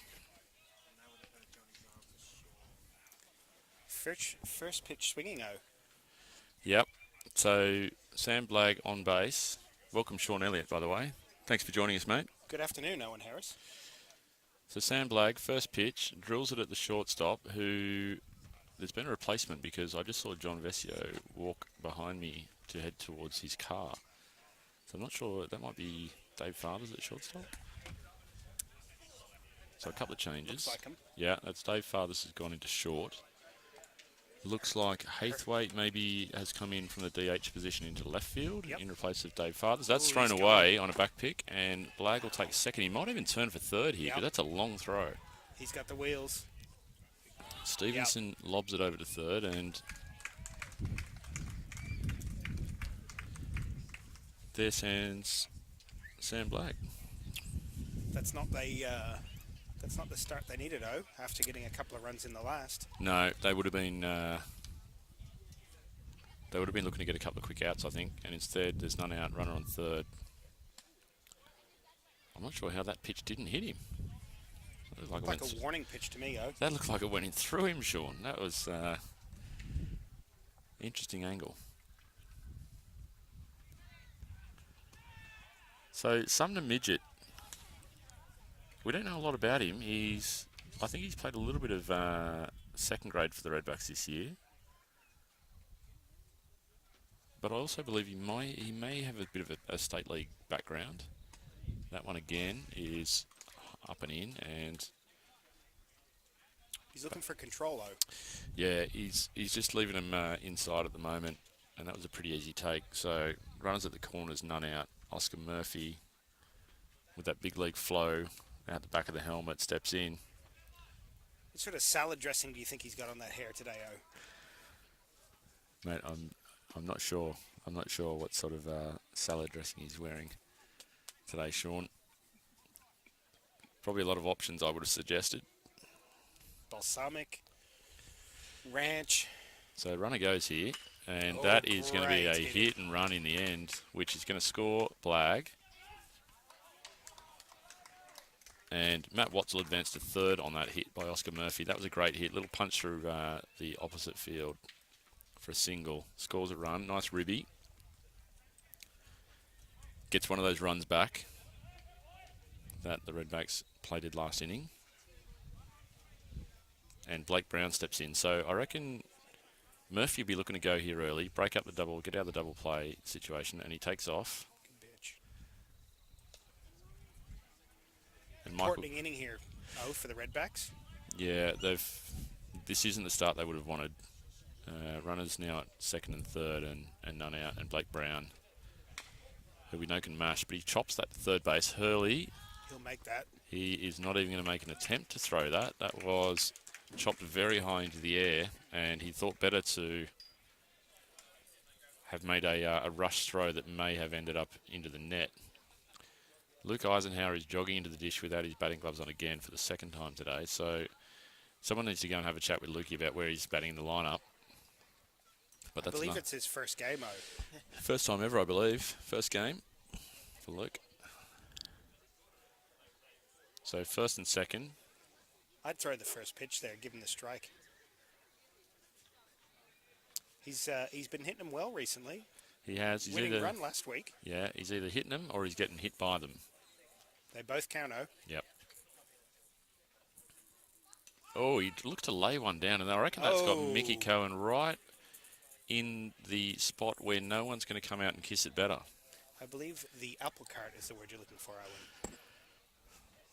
He's in a lot of pain, Mickey Cohen, and it's good to see Luke. No, it's the inside of his. It's the inside of his leg. It may have even got him on his knee. I know he's had a knee injury, so it doesn't look like it got him in the old Jats crackers, but in the inside of a kneecap, I dare say, which is extraordinarily painful. It's interesting to see a bunt from a high fastball. Yeah, so Yeah, I mean, I'm not sure why he pulled out of that. Unusual to see Lukey looking to lay one down. I know that he's been critical on in commentary when I've laid one down against him. Thought I was just simply padding some stats, apparently, according to the big fella. Well, chatting to Luke earlier this week on MLB 20, he's been working on his fitness, so I think he was looking to run that out. Laying one down and wheeling it up to first base. Probably not a bad shout, though, the bunt. If you think about this, they've got one of those runs back, I believe. In fact, two of them. There's one out, so yeah, maybe a bunt. Yeah. Look, puts runners at second and third, assuming they advance. But I don't think he's going to probably try and lay one down again. Michael Cohen's certainly hoping he doesn't. Just misses in.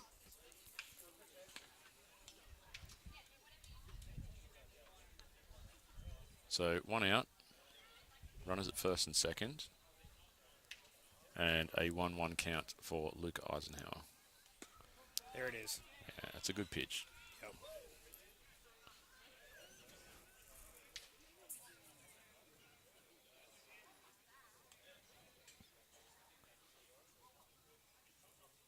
Pitcher looks like he's got it dialed in.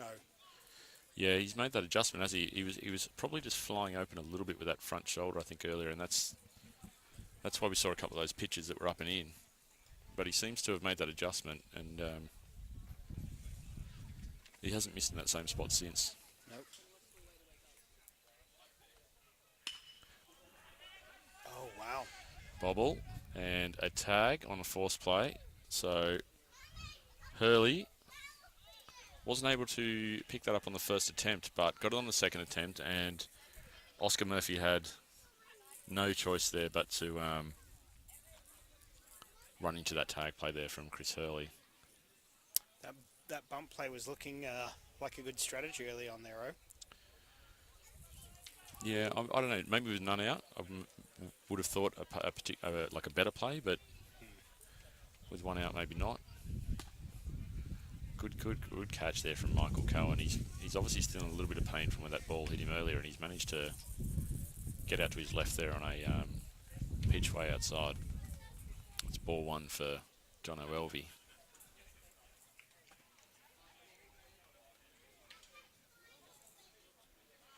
So back pick, they've thrown that away. Now, runner's going to go to third on that. What I like about Luke there is he didn't move, No, he didn't have to, mate. I don't think he was ever going to go, nor should he have. Made an early decision, and a wise one, in my opinion. So smart base running is what you're telling me. Smart base running.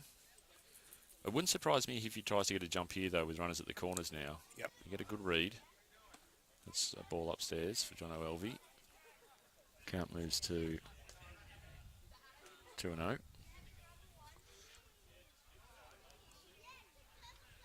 So the big dog's looking to tack another run on here with a runner at third. Good pitch.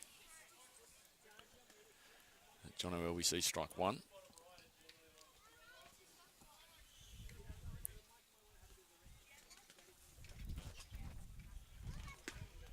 Wow. Big swing and a miss there. He's really starting to deal, Yeah. Starting to deal there. It might be a little bit premature starting to deal. He's given up a couple, but we'll see. Yeah, look, Eisenhower ready to go. Look, he was. That's a little pop foul, so it probably wouldn't have mattered, but Luke was a long, long way off first base then, and had the call have gone out to step off the mound, I think he was absolutely dead to rights. I like the boldness from him, though. Well, first and third, Lukey's not going to be the quickest bloke, but he'll read the pitcher really well in terms of timing. So it's not going to matter anyway. There's John O'Elvey striking out. So now 2 dead.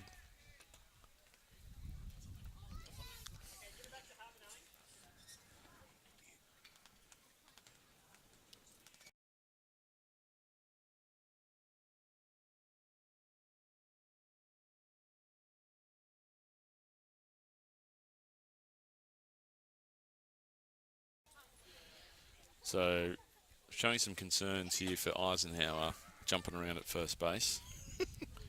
Who's this? Reece Deegan, I think, stepped in. Oh, Luke Eisenhower goes, and the big fella is safe.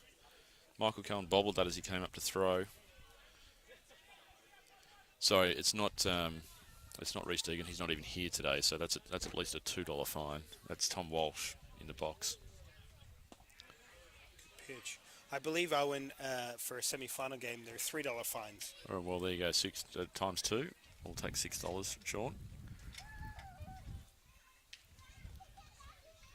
There it is. Tom Walsh, that's hit him on the way down. That's a foul ball. So, Owen, take me through the last couple of years. This has been a consistent semi-final game, yes? Big Dogs, Redbacks? Yep. Yep. It's the Forest team has qualified for the grand final in the first week of finals the last 3 years and then left it up to the Big Dogs and the Redbacks to battle it out. And then Tom Walsh puts that in play up the middle. Camera work, apologies. That's an out at first base. So there's the third out of the inning. That run from Blake Brown won't count. However, the Big Dogs have plated 2 in that inning and get 2 out of the 3 back that the Redbacks put on them earlier. So 8-3. We are in the middle of the 6th inning, I believe. Bottom of the 6th coming up. There will be a pitching change, I believe, because as Andrew rightly mentioned earlier, neither team has turned up today with a scorer and or a pitch counter, and therefore have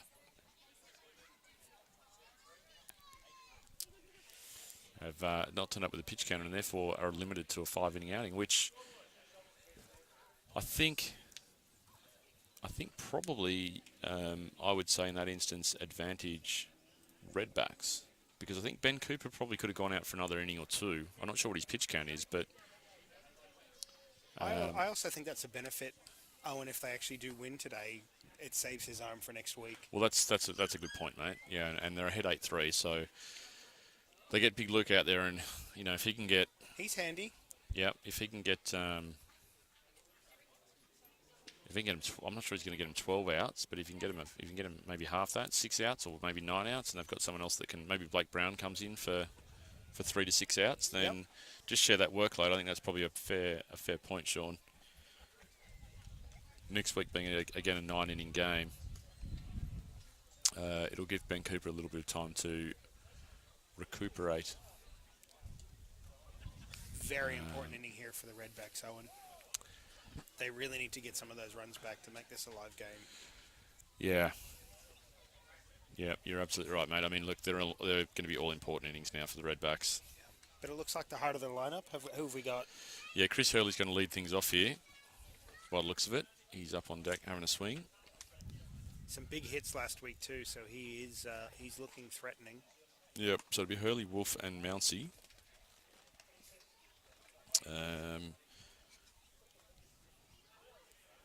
And then I'm guessing, so Hathwaite's gone into left field. He was DHing. I'm not sure whether maybe Sumner Midget bats for himself. We'll have to see how that plays out. Yeah. Let me clarify my statement before he looked like he was bringing that pitching back in, and he was starting to get better as that inning went on. So it'll be interesting to see how he goes in the next couple if they keep him out there. Yeah. Well, they've obviously got Toddy Eisenhower as a backup as well if needed. So the Redbacks have got options. I don't know that the Big Dogs have as many options with the same level of experience. So Hurley's about to face his first pitch from Eisenhower, and that's hit him on the arm. So not a great start. Hit by pitch. Probably nice for Luke to be on the other side of one of those for once, to be honest. Start dishing a few out. I think it'd be fair for Hurley to charge the mound after last week. So that wouldn't have been the start that the Big Dogs nor Luke Eisenhower were looking for. So James Wolf steps in. He struck out twice today, Wolf, but that first at-bat that he had was a 13-pitch at-bat. So, wow, tough out.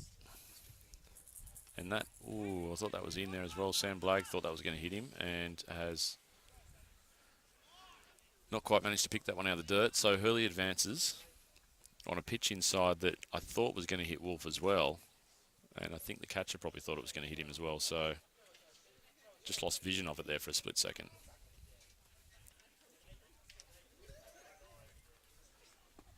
Oh, big swing and a miss there. That one looked like a watermelon, I reckon, to Wolf. He was after that.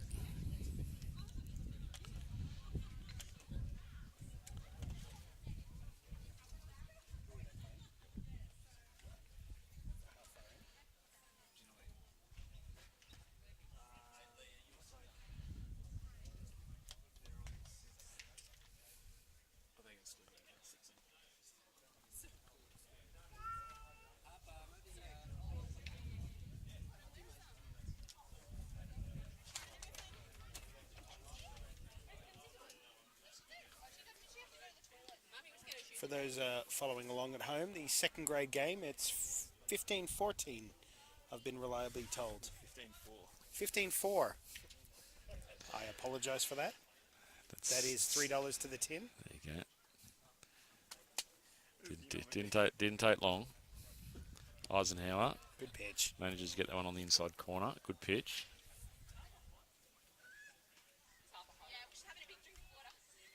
So it's a full count here. Yep.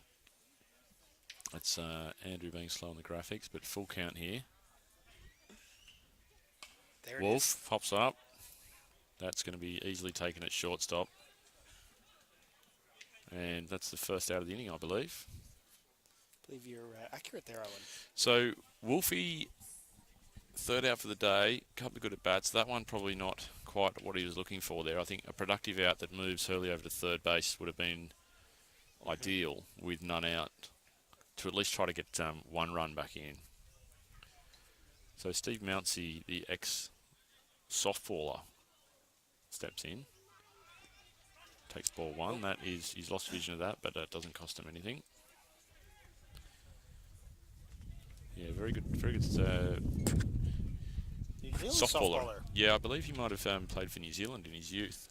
You see him out every now and then just twirling one underarm in from the outfield, and it's Nasty. pretty good to watch. So they're running. They've been running all day. That has gone to the net, and Hurley turns and looks, but decides to put the brakes on. I like this baseball, though. I like the pressure. It's working for him. I think these pitches of Eisenhower's are a little bit inside, and I think Sam Blake's just struggling to see a couple of these pitches that out of the hand look like they're almost going to hit the batter. Not great as a catcher when a ball you think it's going to hit the batter, and you've got to try and readjust to get the glove to it. So Mountsie looking to drive in Chris Hurley here from third base with one out.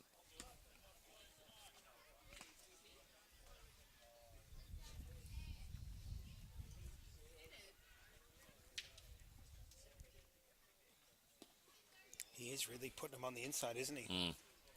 Yeah, he's It's a really good way to keep someone uncomfortable pounding on the inside, oh. Yep. You don't want to be on deck seeing a lot of pitches at the previous guy's head or his rib cage. That's never fun. Although Luke's not throwing absolute gas today, so you do have some time to get out of the way of it at least. If you're the manager here, oh, how long do you leave Lukey on here? Because base is loaded. There's some strong hitting. There's runners at the corners, mate, so that'll be another fine for you. Mate, this is where I think there may have been an error from the big dogs in not bringing a scorer along, because, as we've talked about, they're a little bit thinner on the pitching stakes. So Haythwaite stepping in, lead off, and drills it over to third base. He tries to go to second, and that's made it worse. So that ball's going to eventually, Chris Hurley's going to stamp on the plate. There's no out at second. I don't think that he probably had any other play, to be honest with you, in Smart baseball. Oscar Murphy's defence. I don't think he had time to get that throw over to first, so he tried to get the force at second. Yep, smart baseball. And Hurley rather would have probably scored either way, whether he holds onto that ball for an out or not. But they don't get the out, and that's probably the painful thing right there for the big dogs. Yep. So Haythwaite makes his way to first base, and Pete Fathers steps in. Here we go. And takes strike one. What do we now, oh? Mate, Four? it's 8-4. Yeah, runners at first and second. No. 1 out. Yeah, mate, this is a very expensive piece of commentary from you, Shawnee. There must be a glitch in the system. Yeah, I think the glitch might be up between your ears, mate. I'm here for the fans, oh. There you go. I know you are. So Fathers pops up. That's going to go to second base. That should be an infield fly. No. Yeah, he's called an infield fly with runners at first and second, less than 2 out. Then Steve Green's ruled, I believe, that was an infield fly. And rightfully so, Owen. So with ordinary effort, we'll just see this here. John O'Elvey looked as though he had it covered, and then the camera didn't quite cover that, but he did drop that. But the Big Dogs will take the infield fly rule there. So bases loaded. No, they're not. Sorry, is that a base coach over on 3 or a runner? It's a base coach. There we go. So Oscar Murphy comes up, fires. Good baseball. And gets the third out. So Eisenhower will be pleased to get off the field with... Crowd likes it. With 1 or 2 runs conceded there. 1 run conceded. Yeah. And so the Big Dogs feeling now just about... They're just buying their way to get these last outs, right? I think they need 9 outs now. It's the end of 6, 7, 8, and 9. They need 9 outs. They're up by 4. If they can concede a run per 3 outs, then they will still be ahead at the end of this game. And hats off to Lukey for getting the job done there with his team backing him up, Owen. Yep. Just getting the ball in there, right? Let your team do the job behind you. Yep, sometimes that's all it takes. Although that's always easier said than done, particularly as a pitcher. Similar to your outing, you're a handy pitcher. Mate, we discussed this earlier on the coverage. Andrew Lode read a text that I sent to him that talked about me rather catching for 6 innings in 40-degree heat than throwing 20 pitches on as a pitcher. So what did you choose? I take the catching every day, mate, to be honest with you. Pitching is tough. I don't know. Pitchers are a special breed. Yeah. So we're going to change here behind the dish. So Pete Fathers, it looks like he's going to don the catcher's gear. Oh, is it Dave Fathers? Sorry, Dave Fathers. Pete Fathers stays in centre field. So Michael Cohen looks to... He's hobbling out there, Geez, Mickey Cohen, they're going to throw in at shortstop with a leg injury, a previous knee injury, and a foul tip into his leg as well. So that's a huge ask. It's a smart move, when you don't need a lot of lateral movement at short. Yeah, you're absolutely right, mate. As long as he'll have 0 range, I reckon, for the rest of this game. The ball's hit hard at him. He's got a good arm, and he'll make a play to first. He'll make a throw to first.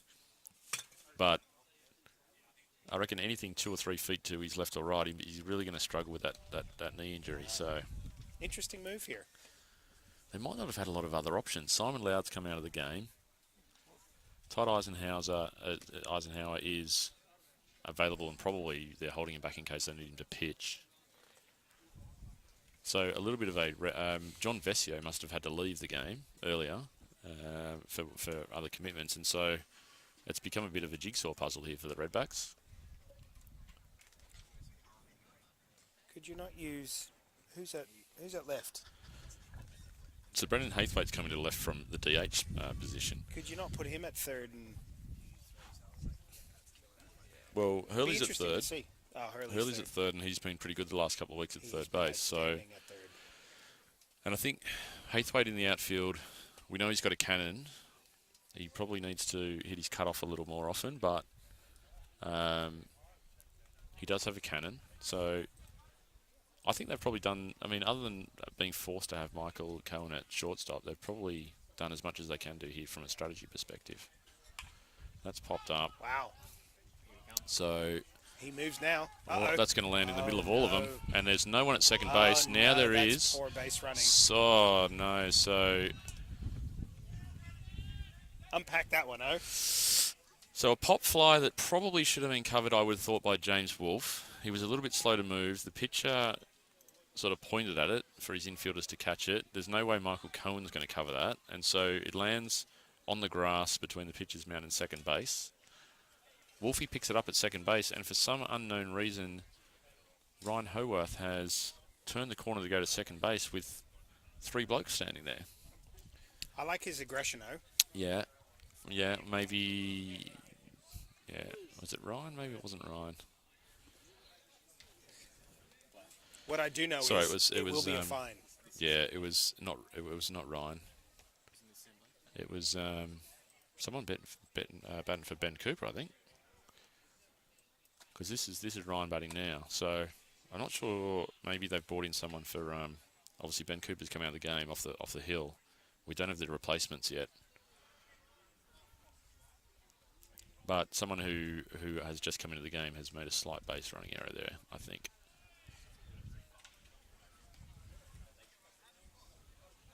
.34 is really tightening up that zone in the second inning.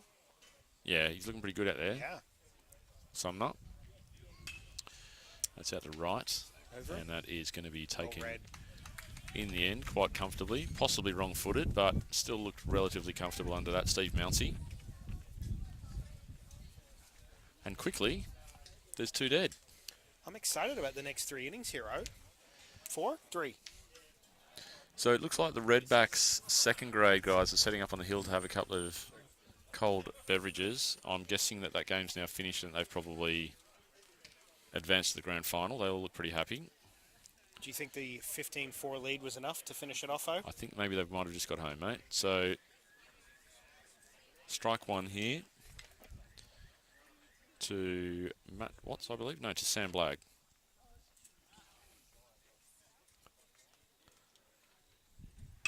Oh, he drives up. That's a great piece of hitting right up the middle past the pitcher.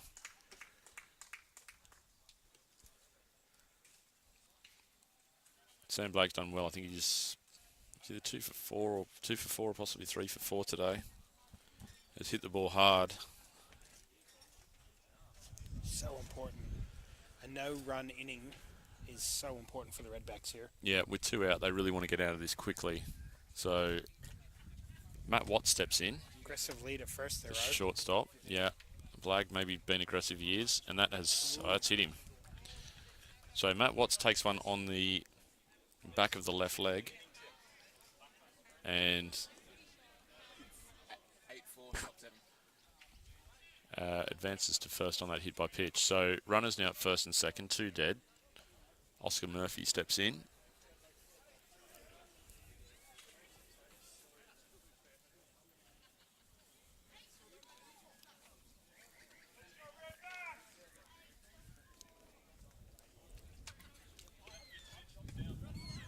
Pitches inside for ball 1.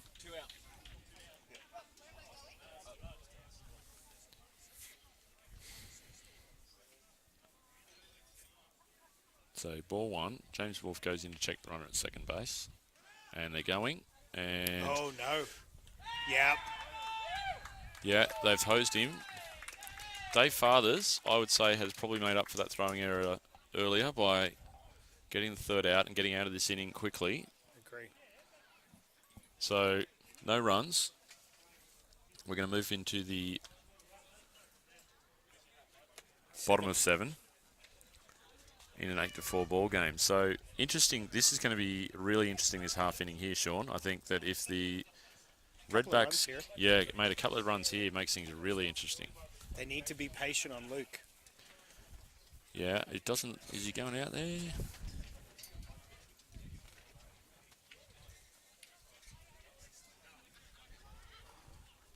Where are we at the Redbacks lineup? Owen? I don't have that to hand, Sean. It's but it's Sumner Midget on deck, so he is... Just trying to think who the last out was for the Redbacks. I think it was Steve Mounsey. So maybe Sumner Midget moves into the DH spot as the pitcher. I think Mounsey was the last out. No, they can't move him there, so I'm not sure. He would have to be in for John Vesio, I would thought, because he's left the game. That would make sense. Was Michael Cohen the last out from the last inning? I can't recall. Anyway, we'll... that's sort of by the by. Midget's on deck. 4 behind. 4 behind. Mid-7. This is, if they get a couple of runs here, it's game on because... Yeah, Lukey Eisenhower's come out to throw again, so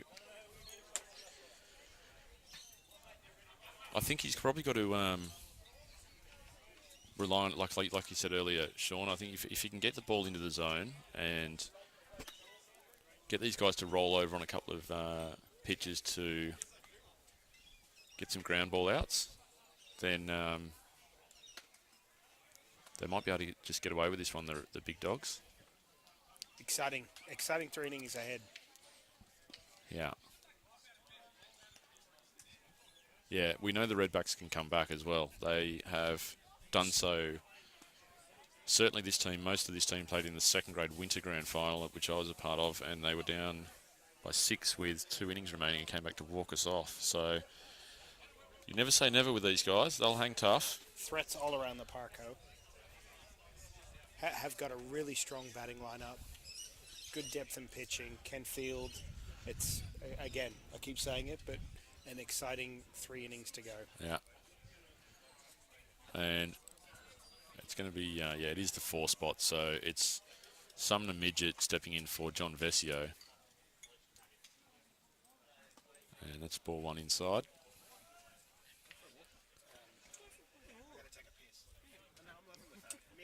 Are we doing well? Yeah, you're doing great. I'll be back in 2 seconds. You're on your own. So ball 2. That's down and away.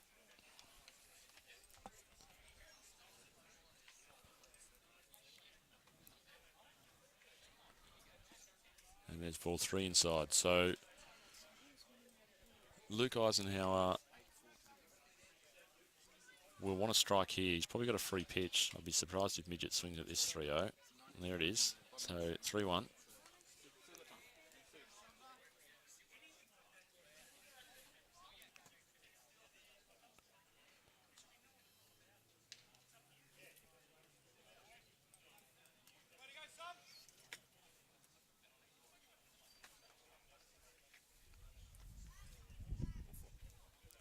So ball 4.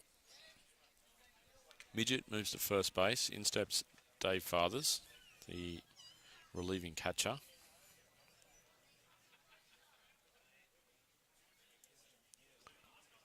Big lead. And ball 1.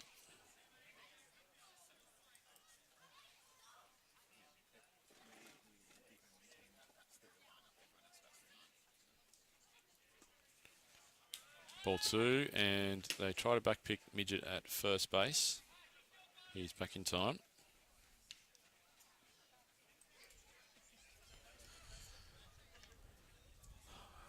So I think Luke Eisenhower would dearly love a double play here.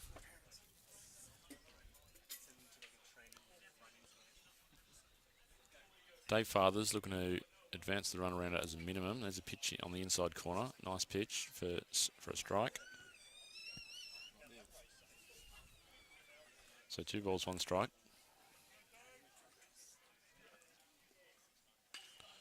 That's up into centre, short centre field. Brown runs in, I think. No. So that's Brown, Blake Brown out there, I think. And he takes that quite easily for the first out.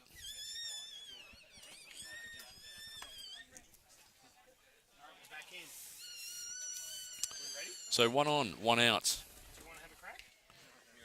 Here in the bottom of the 7th. Did you enjoy it? It's not bad. It's fun, isn't it? Eisenhower to face big Aaron Stevenson. Won't be looking to put anything pipe. Oh, Stevenson fouls that one back to the net. That's going to be no play on that ball for strike 1.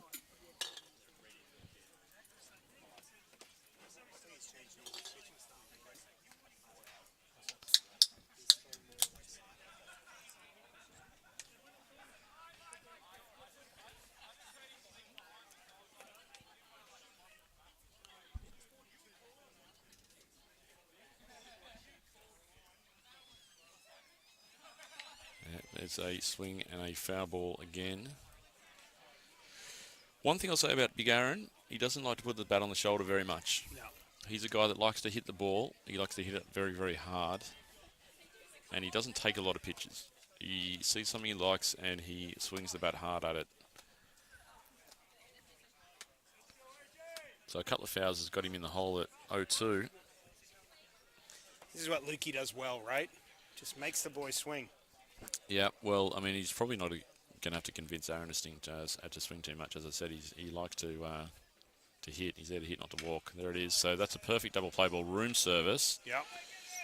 And they're going to do it. Oh, did he pick that? Wow. He did. And that is a huge pick there on first base.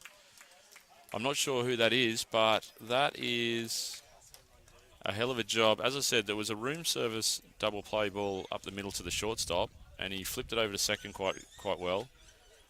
The throw wasn't quite on the money from the second baseman, but that first baseman has made a huge stretch, picked one out of the dirt, and that is the double play that I alluded to that Luke Eisenhower would have been absolutely looking for, and it's eventuated. So the Big Dogs edge their way closer to a grand final berth against the Renegades next week. 6 more outs they need. They're ahead by 8 runs to 4. So every clean inning, well, there's only 2 more innings left. So if they can keep it clean or even concede 1 or 2 and keep rolling those balls over into the infield, then they're going to cause what might be potentially an upset here. I'm not sure what the markets had on this game, Sean. Did you happen to check the odds before we started? I'm not getting a return on my $100 I put down if you're asking me that question, Owen. Who did you have it on, though? You must have had it on the Redbacks, if that's the case, if things stay as they are. Yeah, and I'll tell you why. More from a pitching depth. They both can hit. It would just be interesting to see how they would go from in the depth point of view from a pitching perspective. And hats off to Lukey, right? We know he can do it. I don't know if that's on the Redbacks for not holding back on them, or they just haven't been able to complete the plays they want. It's interesting because it's been the last couple of years. This has been the semi-final game. So yeah, and the Redbacks have won it. So as a betting man, I'd take the odds on. Take the incumbent, right? Yeah, I think the look, there was 3 runs earlier in the game, which when you look at now, it's now a 4-run game. 3 of those runs came with 2 out on an error, on a drop catch out in left field, followed by a throwing error. So it just goes to show you sometimes, Sean, that even over the course of a 9-inning game, an error or 2 can play a huge role in the end result.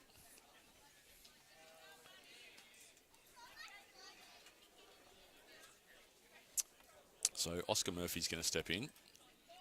But I tell you what, sorry to interrupt. You're right. Redbacks have still got a chance here.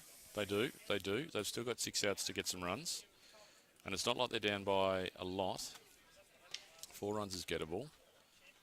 I think they've got it. They have to close them out here quickly, or at the very least without conceding any more runs, to have a realistic shot, I think, of mowing down the Big Dogs late. And the sun's beaming through again. It's quite warm now. It is hot. So Midget into his 3rd inning of work, faces Oscar Murphy, and that's a ball downstairs. Andrew Logue's just heard us talking about the heat and has very kindly moved the tent above us to provide a bit more shade. Thank you. So make sure you can see the screen. Wanted to make sure I can see that I've got no excuses now for not having things correct on the screen in front of me. Good pitch. Yeah, real good pitch that. And it's really, and as per last week, it's just great to have the Astros IT guru here helping us out in between innings. Yep, Andrew Logue can get a feed going. Oscar Murphy swings. He's actually banking on some bins as he's putting some rubbish in it. So true to the Astros' assistance. I'm not sure that's going to help Oscar Murphy right now. I'm not sure if you heard that. I don't know whether it's a distraction. He probably doesn't want to hear anything, to be honest. He probably just wants to concentrate here. I think he's down a ball and 2 strikes, if I'm not mistaken.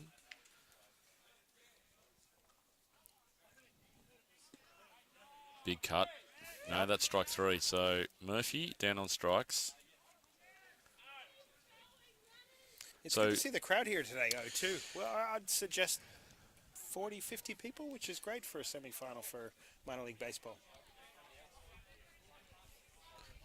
Yeah, mate, agreed. I think, well, the Redbacks have obviously finished on Aquatic 2 and have wandered over to have a sausage sandwich and a cold beverage to try and cheer these first-grade guys home. So that is popped up foul, I think. Maybe That's right foul. side. No, that's out of play. But exactly the start the Redbacks were looking for here to get that first batter out. Yep. Is absolutely would have been the instructions coming out of the dugout.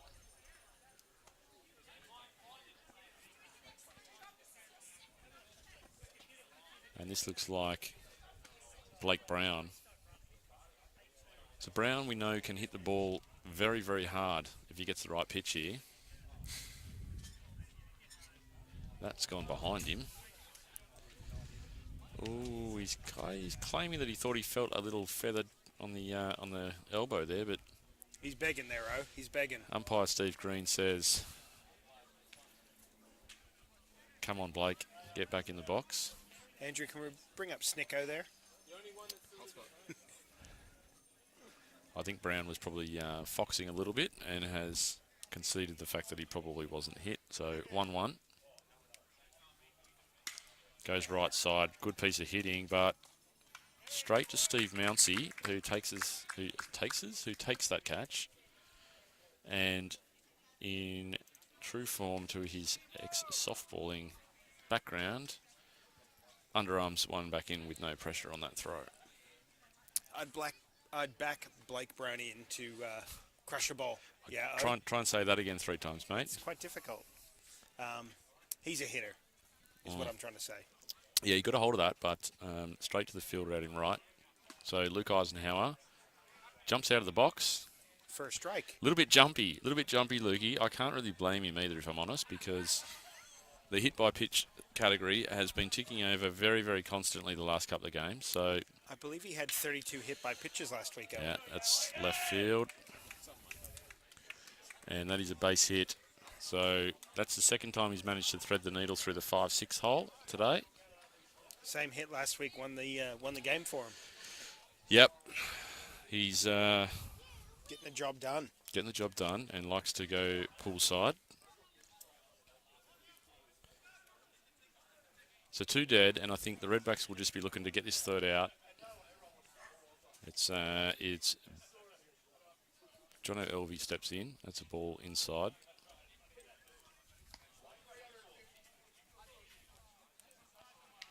So Elvey's flared a couple and has done so effectively today.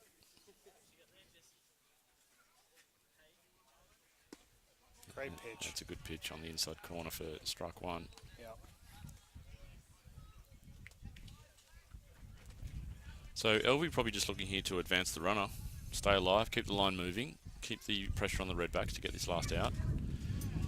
Big swing and a miss there for strike 2. I like the aggression hero. Yeah, the Redbacks, on the other hand, be absolutely loving a strikeout here so they can get off the field and go and try and get their lead runner on and try and score a run or 2. There's a ball outside. So 2-2, I believe.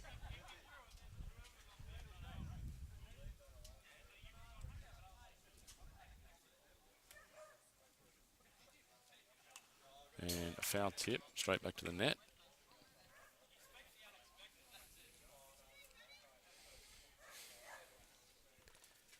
We'll keep the count at 2-2.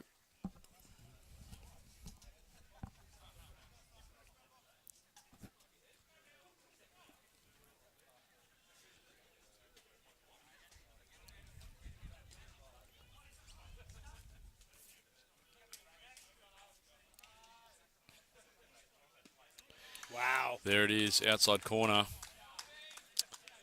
Elvey took a chance there, and Steve Green was having none of it and rings him up for the third out of the inning. So we're at the business end here, Sean. I'm excited, Owen. The Redbacks need to do something here, mate. They need Yep. to probably get at least a runner or 2 on early here to give themselves a shot. And here's what I love about minor league baseball. Both teams coming off. We're in the middle of the 8th, high-fiving each other, having a good time, right? Respecting the game, enjoying it. We have a game on here. This is the inning to make it happen. Yep.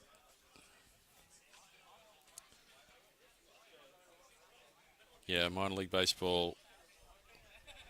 A lot of fun. It's been a fun season for everyone, I think. Not without its challenges, but I think everyone's enjoyed being back out in the ballpark, especially after some COVID interruptions throughout winter and not as much baseball perhaps being played as some people would have liked. So just to be out there again is has been great. I'm going to sell Manly baseball and Aquatic, but mate, you probably can't see it, and I said it last week. The ground's amazing. You can overlook the city of Sydney, one of the best cities in the world, the best city in the world, and you can actually see the city behind Luke's arm as he pitches. It's an unbelievable mount. Yeah, pretty good viewpoint. So we've just been informed. So Sumner Midget looks like he's either. Did you say Jake Arrieta, Owen? He does look a bit like Jake Arrieta, a younger Jake Arrieta. He's come out of the game. He's picked his time to come out of the game. And Todd Eisenhower is down in the Redbacks bullpen warming up. So it looks like they're going to go to Eisenhower for the last 2 digs. That's not a smart. That's not a. Rather, that's just a the good last strategy. Dig. Yeah, just for the last dig. Yeah. He'll be the closer today. There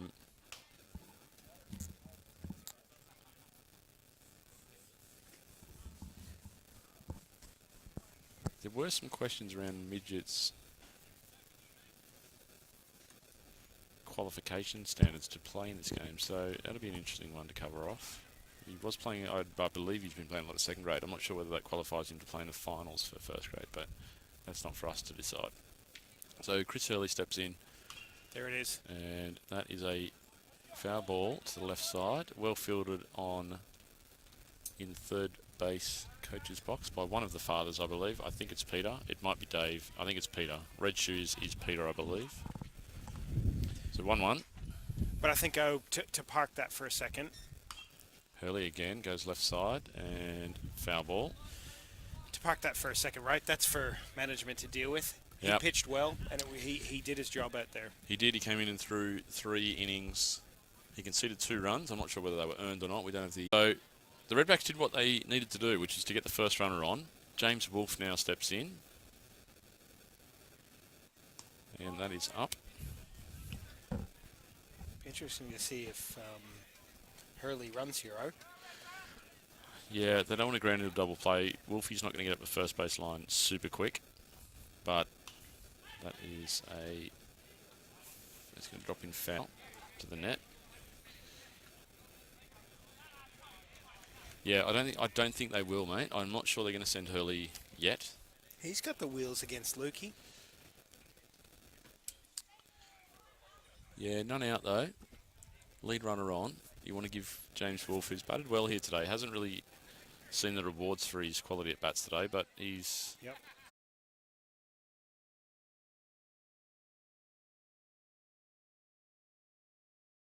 That was absolute cheddar, Sean. Hit 2 pitches. Sorry, he's hit 2. That is a foul ball. He hit that a little bit late. That's out to the right side for strike 2. This is what I like about Luke, Owen. Like he can find Manly grade baseball that's popping up, right? Well, huge adjustment, right? Tip your hat to him. He hits 2 guys to load him up and then comes back at a fringe first grade, state grade player to get him to 1 ball and 2 strikes. So we'll see what happens here. Oh, he taps it. This could be back to 4. And they get him. So a heck of a play. Luke Eisenhower.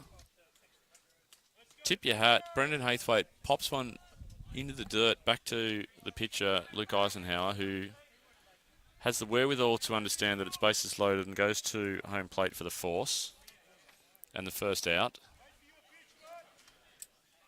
So they're not completely out of danger here, the big dogs, but that's a pretty good start. They got an out and prevented a run.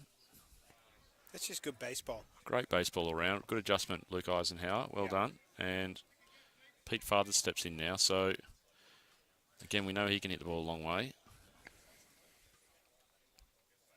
That's going to hit him too. No. Wow. So the third hit by pitch of the inning is going to result in a run scored. An 8-5 ball game, bases loaded, and still only one out. And I don't know, it probably wasn't quite audible, but the big oh no was probably out of Eisenhower's mouth. What I've never seen in baseball, though, is the pitcher taking himself off. Yeah, he knew. I think he knew then. He knew he was done. So it looks like they're probably going to bring in. So it's Blake Brown to step up to the mound, and it's now a 3-run ball game. Well, take you back to the batter before. I don't think I've seen Lukey jump like that. Was 3-4 meters off the mound. Like that was just an amazing play. Yeah. To get that out and then to go back to drill him first pitch. Yeah, look, he reset and he did his team a massive favour there, as Sam Blagg warming up the catcher there, falls on his backside, warming up pitch rather. Yeah, I mean, to have reset there after a couple of hit by pitches, come back and get that out at home, you know, as I said, tip of the cap to Luke. But unfortunately then he just left one on the inside corner a little too far and managed to hit Pete Fathers on the shoulder and concede a run due to that hit by pitch. So he did his job. You know what? He came out. He's eaten a few innings. Yep. I believe this is Blake Brown. Yeah, Blake Brown's warming up. So can throw a good ball. Yeah, Brown. If he's on, he's going to be a tough at bat. Yeah, he is. He's a fastball slider pitcher, a little bit like Ben Cooper actually. Different action, but a couple of pitches. He's got a little, almost a slurve, I guess, instead of a slider. Yep. And some good pace for this grade. Yep. Yeah, he can throw the ball pretty hard. So, interesting times here, Sean Elliott. I'm excited, Owen. This is what we talked about. One out. Redbacks baseball right here. 3-run ball game. You've got an experienced batter coming to the plate in Michael Cohen, who's batted well today. In fact, I would, sorry to interrupt you there, Sean, I think that if he could take that punch out to right field on that outside pitch that he had earlier in the game right now, that would probably plate 2, because Brendan Hathwaite has some wheels at second base. Mm-hmm. But we'll have to wait and see. He gets a ground ball into the outfield. That's scoring 2. Yeah, there's some strong arms out there. If he goes right side, I think you're right. If he hits it hard to left field, then I think they'll probably hold the runner at third. But we'll see, because as I said, Hathwaite... Are you getting technical on me, Owen? I'm trying not to, mate. I'm trying to keep it as simple as I can for you. This is good. This is good. So here we go. Brown kicks and delivers. I think the only risk you've got here is it Cohen at bat? Yeah, Michael Cohen. With the He's injury, taking ball 1. He needs to leg something out if it's an infield play here. Yeah, the fields. Well, they're looking at. There's a foul ball. So basically, the big dogs are set up so that the corners are going to come into 4, and they're going to try and roll a double up the middle at the moment, which is probably not a bad play, because you rightly point out, Sean Elliott, that Michael Cohen has had a knee injury and has copped a foul tip from Luke Eisenhower's bunt attempt into his leg, so he's not going to be motoring up to first base. Here's the pitch. Oh, he punches that to left. That's into the left fielder's glove. They tag and that's okay. Score a run. So, sack fly, Michael Cohen, well done. Steve Mouncey tags, scores from left field. Brendan Hathwaite doesn't advance. And a good catch there. I'm going to tip my hat there to the left fielder, because the sun is starting to come down a little bit lower in the sky. That's Ryan Haworth. I'm just going to call him Ryan. Yeah, it's tough out there as the sun begins to drop in the sky here at Aquatic. So a fair catch to him under some pressure there. Well done. Is this a sub-in batter here? So Toddy Eisenhower's now in the lineup. Takes strike 1 on the outside corner. Who's he replaced? So he has come in for... The pitcher. He's batting behind Pete Fathers. He's come in for Sumner Midget, I believe. Yep. So, which means he will be throwing in the last inning, as suspected. Yep. And this is going to be a tough at bat here. Yeah, Toddy's low to the ground, so there's not a huge strike zone. There's 2 out, bases loaded. It's a 2-run ball game, so this is a huge at bat for someone to come into the game who hasn't been in the game so far to come in and make this adjustment. That's down. Good eye from Todd. So 2 balls and a strike, I believe.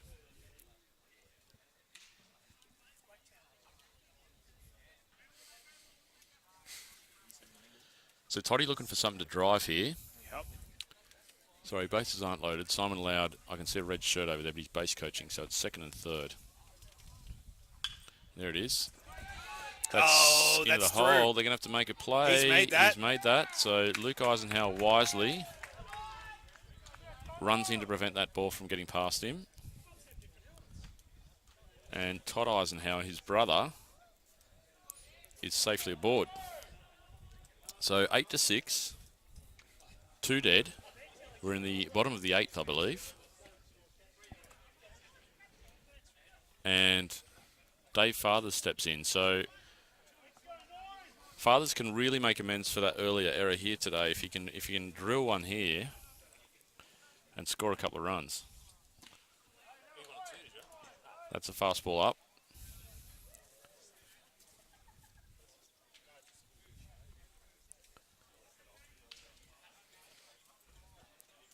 Dave Fathers looking for something to drive here.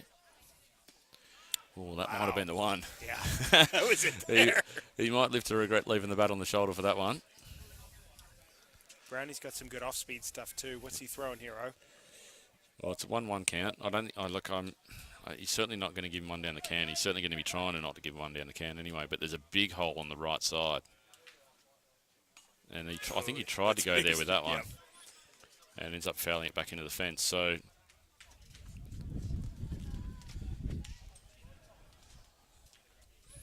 Dave Fathers looking to make this an extremely exciting finish. If he can get the ball in play or do something here, it's a ball and 2 strikes.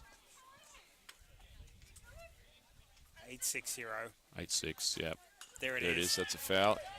Heads up. Don't kill a kid. So Dave battling hard here, getting plenty of encouragement from the hill, from his 2nd grade You've got companions. You've got Wheels on 2nd and 3rd here. He put something to the outfield. Yeah. It's a tied game. Yep, I think you're right. Oh, that's left side. Yes! That's Oh, a wow. bobble that scores a run, and everyone is safe. So that was Oscar Murphy, just a little bobble. It was basically a swinging bunt there from Dave Fathers. He took a full cut at it, but it took a weird hop. So it's 2 out. The bases are loaded. Aaron Stevenson steps in. Now, this is danger here, Sean, because if Aaron Stevenson gets one on the barrel here, it is going to go a long way. There's a huge, huge hole between left field and centre field at the moment, which is right up his wheelhouse.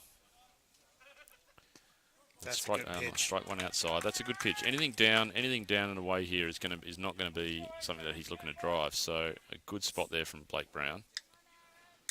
This is just good baseball, Owen. Exciting times, 2 dead. So the infield looking to pick it up and kick a bag. That one's down in the dirt for ball 1. And a 1-1 count.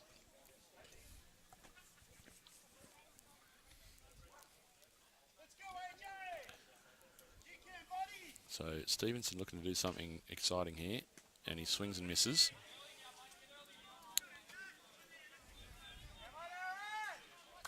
So a ball and 2 strikes.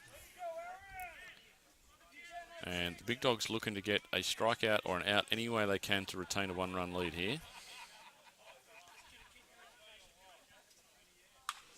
Oh, he did not miss that one, but that has gone foul in left field, and That's gone into the bushes. that possibly... It's close to the fence if that was straight. Yeah, I don't think it quite would have got out, but it would have been deep, deep into left field had that have stayed fair.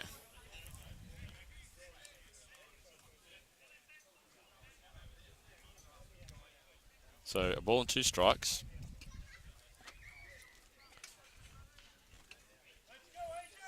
Stevenson looking to get something out of the infield here.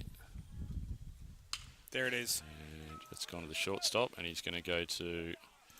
Oh, he goes to first base instead of the easy out at second, and that is going to cost them That's 2 runs. 2 runs. Wow. So I'm not quite sure what happened there, but the shortstop elected to go to first base instead of the easy out at second with bases loaded. I'm not sure if he didn't realise that it was bases loaded and there was a force on at second base, but Yep.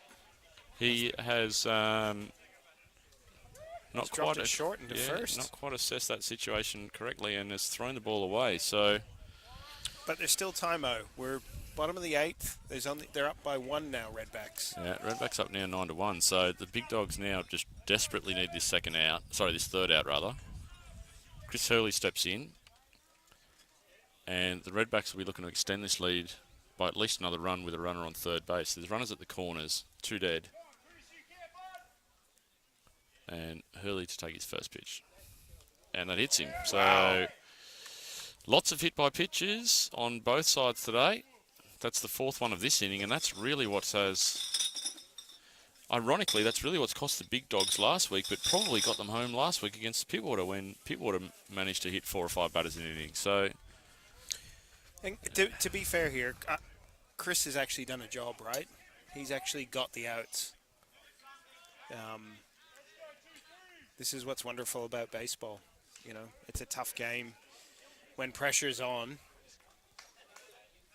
Brownie, sorry, the pitcher. Blake, yeah. Blakey Brown, sorry. Yeah, he's... I'm thinking about the you think about American the rapper from the ex-singer 90s. Chris Brown. Yes. I don't believe he is a pitcher for the Big Dogs. Chris Brown, no, was benched for this game.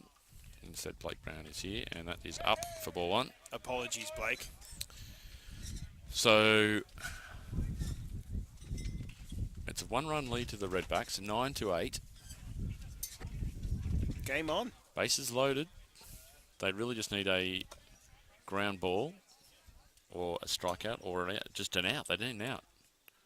Yeah, good pitch. Wow.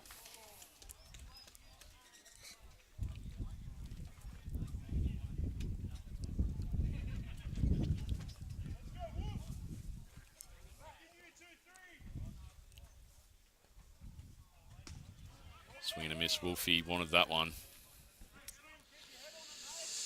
He wanted that one.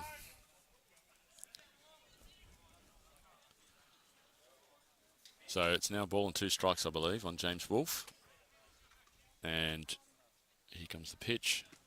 That's in. Ball 2. We've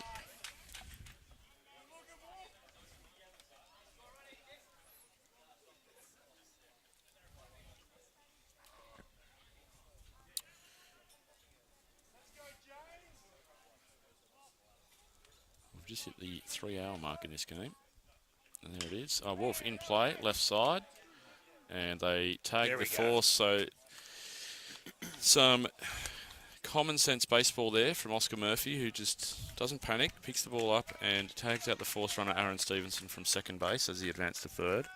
The body language from the Big Dogs here looks good, though, right? They know they've got a job to do here. They look solid coming in. They know what's required. Exactly right. I think they need to come out and basically just do what the Redbacks did, right? And they've called in a little huddle here, and I think this will just be, Yep. let's not panic. We've been here before. We are only a run behind, and super imperative here, I think, to get their lead batter on base. Do you think this is the addition of Luke to the team that takes that energy down and just gets them to concentrate? Or the guys are a year older and they know what they're doing? Yeah, look, plenty of experience. Eisenhower's plenty of experience, been around grade for a long time, and he's probably just trying to... These Big Dogs are all relatively young fellas, and they'll be looking to just take a breath, I think. Yeah. Not panic. These guys will bat 1 through 9. Toddy Eisenhower's coming in for his only inning of work, so I think patience here is probably the key message, Sean. Agree. Let's just be patient. Let's swing at good pitches to hit, and let's try and get an early base runner on to force these guys into a situation where they're they feel a little less comfortable. Do you think it's a bold move, bringing Toddy in? Well, they had to, mate. They had no one else. I get it. So some of the midgets had to leave the game. He's had to leave the ballpark. He must have had some other commitments. I saw him packing up and having to take off. So Simon Loud was restricted to his 5 innings due to the fact that there was no one here to pitch count for either team. And I'm not sure the Redbacks have anyone else to pitch. I know Chris Hurley's done a little bit of pitching, but that's really just rolling it over. Certainly not at a particularly competitive level. Toddy can't throw, so you know. Yep. I tell you what, not a bad call, and good at the off-speed stuff. So could this be the kryptonite for the big dogs where they can't close it out? Yeah, we'll have to just see who's on deck down there for the big dogs as well. I think they're leading off with the top of the order, if I'm not mistaken. What an exciting game, huh? We'll have to wait and see here who steps up. I can't quite see into the big dogs dugout as Todd Eisenhower finishes his warm-up. 23's coming up, oh. Yeah, I don't have any numbers here. I think it's either Ryan Harworth or possibly Tom Walsh. I think it's Tom Walsh batting in the 8 hole. So he likes to work quickly, Todd.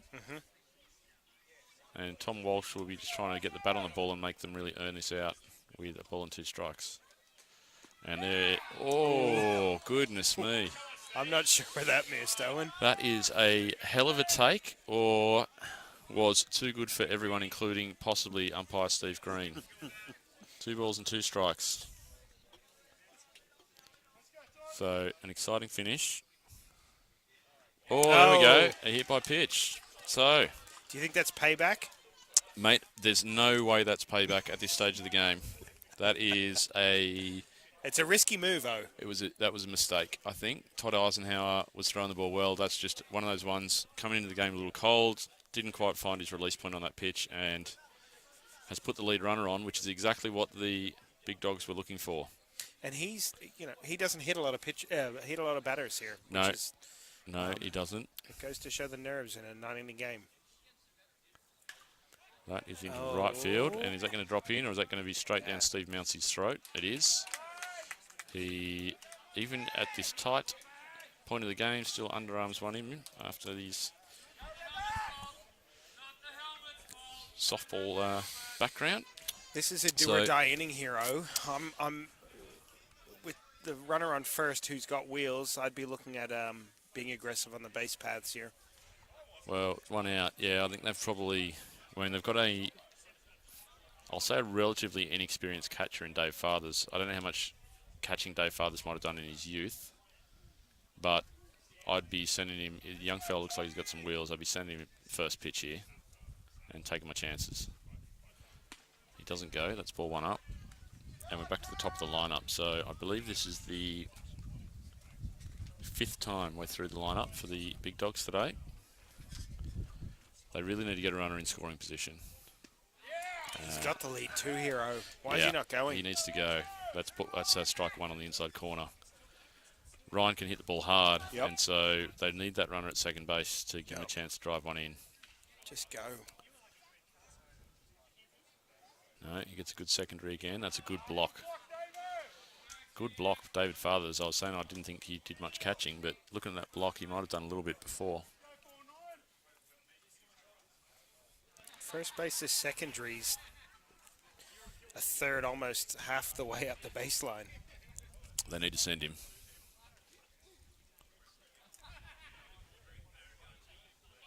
Oh, that's popped up right side. So that could be in the gap. They could throw him out. Yeah. They could throw him out at second, and they do. Yep. Well, I think the runner misread that. I think that if he had looked behind him, he would have realised there was an extraordinarily large chance of that dropping in, and should probably have been about halfway to first base, I think. But easy for me to say sitting back here.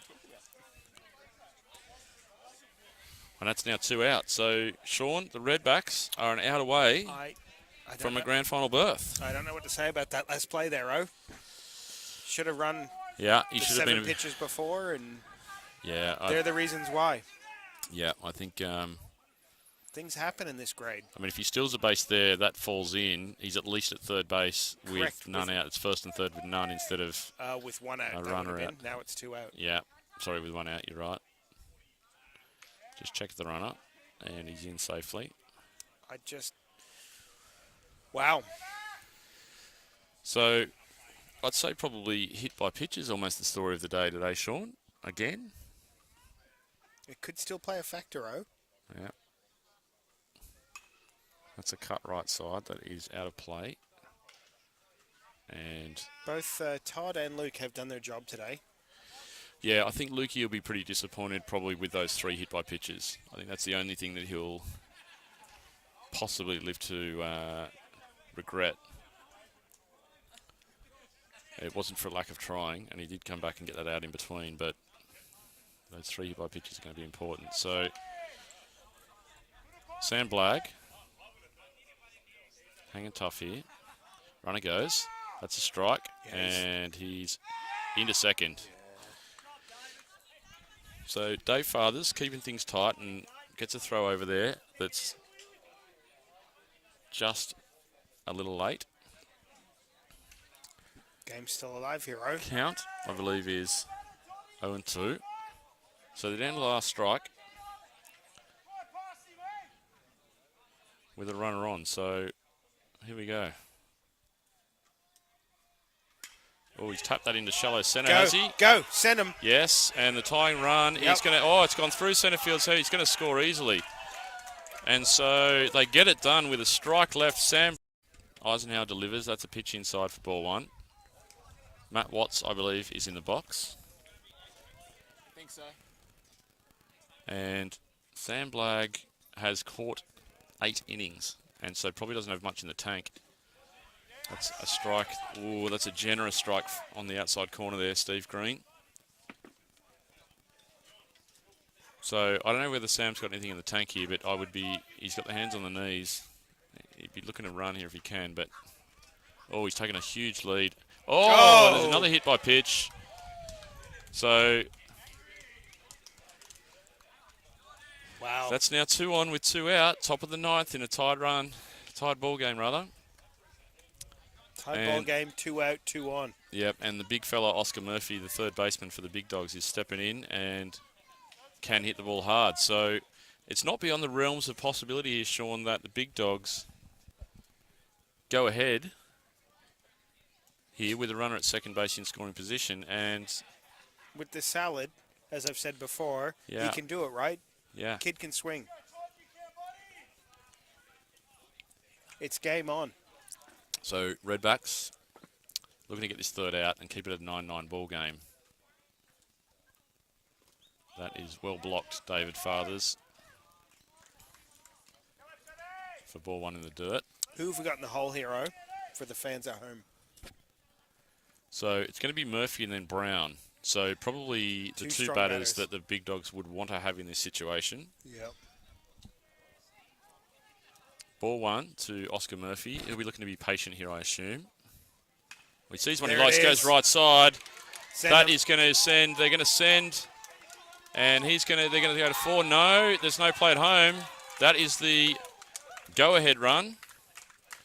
I'm not sure if the Big Dogs thought that was a walk-off run, but they still got a field in the bottom half of the inning, so they've gone ahead again.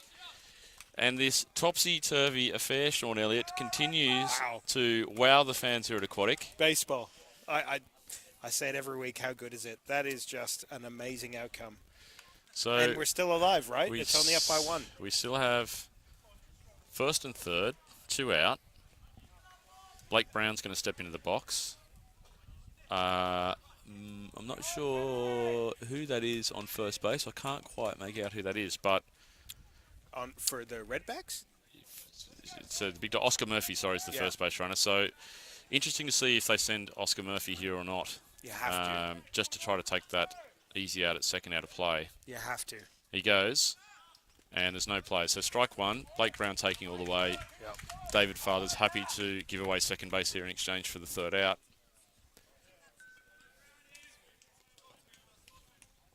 So 1 strike to Brown. And a big hit here, Sean, could absolutely break this one open. Yep. There it is. So he goes left Yep. side and through the hole. They're going to score 1.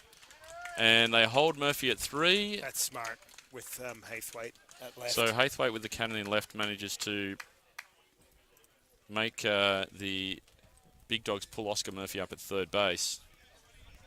But again, we have runners at the corners. Lukey Eisenhower late putting the gloves on to the plate again.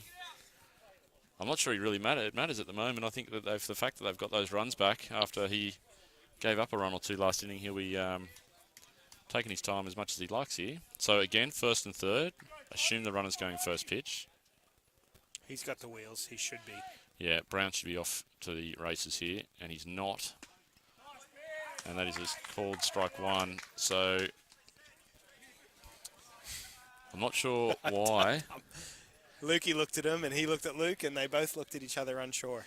I'm not sure why he didn't ease off this time, There he but goes. that could be strike 2. So That's fine. That's fine. Brown probably should have gone first pitch. He was going to concede a strike potentially there anyway. So it's Eisenhower against Eisenhower, brother v brother. Todd has Luke at an 0-2 count. There's 2 out, there's 2 on, and it's all happening. And Eisenhower left side, ground ball to third. Hurley comes up firing, and there's the third out. So a heck of a finish here with the top of the 9th resulting in a Big Dogs reclaiming the lead, now 11 runs to 9. And the Big Dogs now having to come out and close this one out with 3 outs.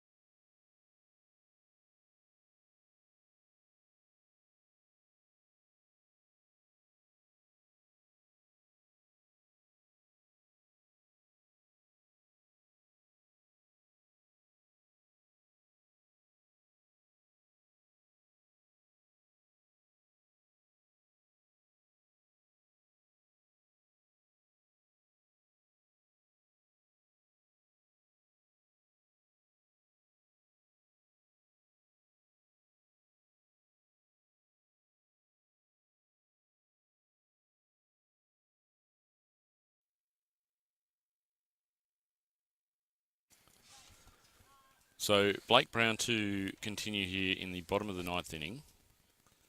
Steve Mouncey's up, so it'll be Mouncey, Haythwaite, Fathers.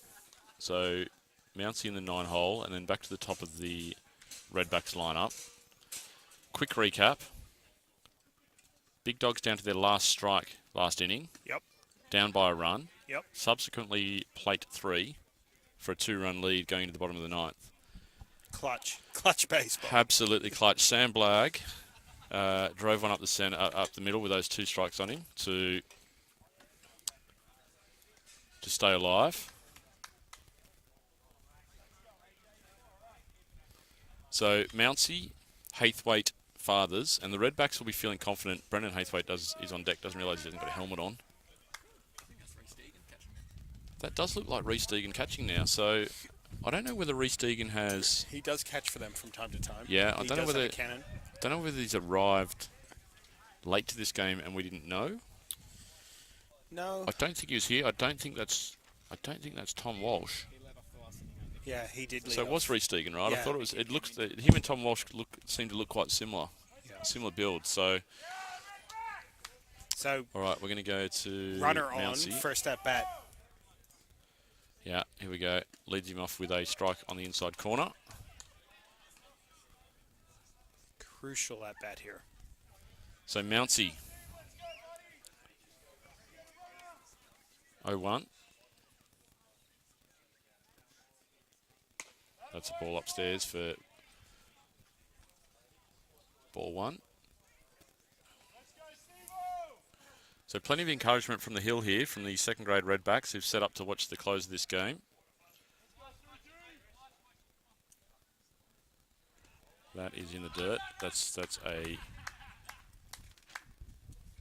ball in the dirt, and Schatz have run from the hill, and Mounsey almost fell for it. If this was the Pacific League in the States, that would have been allowed to run with the new rules. Is that third strike only though? Or is it on any pitch? Any pitch. Why do you have to embarrass me on... No, you could be right. I'm not sure. Here we go.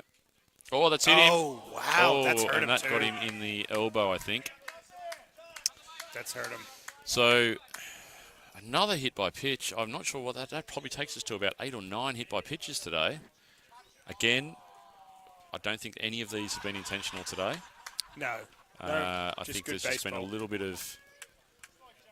bit of anxiousness out on the hill, and that's led to a couple of pitches being left inside. So Mounsey probably has that dead tingling left arm at the moment after that one copped him right in the funny bone, which won't be feeling funny to him. He's my guess, Sean Elliott. My hit by pitch bingo card is 1 off from 10. So I was going to say you've punched a few holes in that one today. So again, he the is Redbacks. hurting, They're actually going over to check on him. Yeah. Sometimes you get up to first base on those, and that's when the pain really kicks in. Yeah. And so, if you get it on that inside of the bone, it sometimes it does break. yeah, I have seen Steve Mounsey. He is tapping his arm like he's trying to get some feeling back into it. So it's just one of those ones where it hits the nerves in the elbow and it just sends him straight down the arm. So there's a little bit of concern being shown for him on first base. He's pulled himself off, Owen.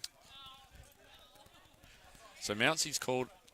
Yeah, okay. So who have they got in there? They've got Simon Loud, who was out of the game as the starting pitcher for the Redbacks, but can come back in as a substitution under the rules if there's an injury. So Mounsey comes out, does the right thing by his team, takes a pitch on the elbow. Doesn't look good. It looks in a bit of pain, but Loud to come in to run. Haythwaite steps in, and we have the lead batter on the base paths for the Redbacks. So Haythwaite. This is the outcome they wanted, Yeah. Simon can run too. That's a block in front. Reece Deegan, well done.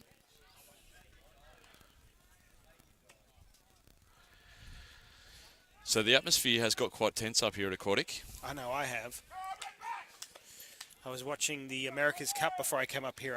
I need to have the heart rate monitor on. It's an exciting game. Yeah.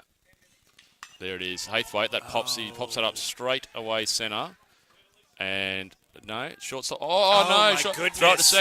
second, and yes, they get him on the force. Well, there's nothing that Simon Loud could have done there. For some reason, the shortstop has gone out to catch a ball that would have been down, I think, the centre field's throat had he have run in a couple more steps. So a little bit of confusion out there in centre field. Do you think a miscommunication problem there, Owen? Yeah, I mean, I'm not sure if the centre fielder just didn't get a read. But Watts went out there from shortstop on a catch that was always going to be tough to take over his shoulder. So Haythwaite pops one up. They drop it, but Simon Loud, in anticipation of that catch, was relatively close to first base. And after the drop, they managed to get the throw into second for the force out. So Pete Father steps in. Haythwaite at first. He'll be looking to, clever from Blake Brown. Just steps off there. Brendan Haythwaite. He knows he's going. I'm betting the house that he's going on the first pitch or two here. Would the bank allow that, O? There he goes. Good jump as well. That's not even worth throwing. No. Great jump from Brennan. And a pitch inside. So They get a runner in scoring position. The Big Dogs are still up 2. There's 1 out. And I think that was a called strike on Pete Fathers, if I'm not mistaken. No, it was a ball, so it's 1-0. There we go for strike 1. So Peter Fathers is looking to drive in Brendan Haithwaite here from second base. There's 1 out. Oh, yep. There we go.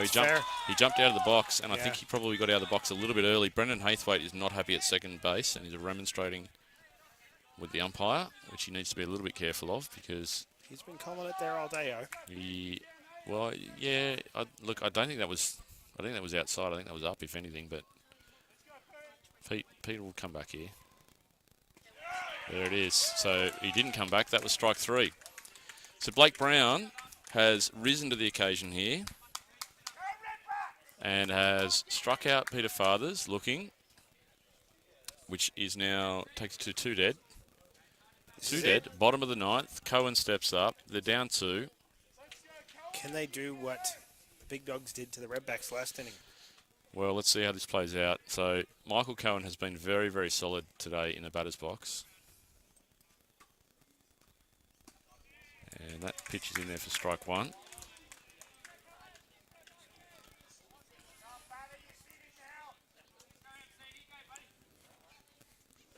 Again, plenty of encouragement. The Redbacks 2s on the hill trying to get their team home here. Great to see. Swung at ball 1 there. That one was definitely up. Yeah. So 1-1. And Cohen steps out and just regathers himself. 2 strikes, sorry, my mistake. He had that called strike that was up in the zone on the pitch before. So he's in a pretty deep hole here with 2 dead, 0-2. 1 strike away from victory here for the Big Dogs.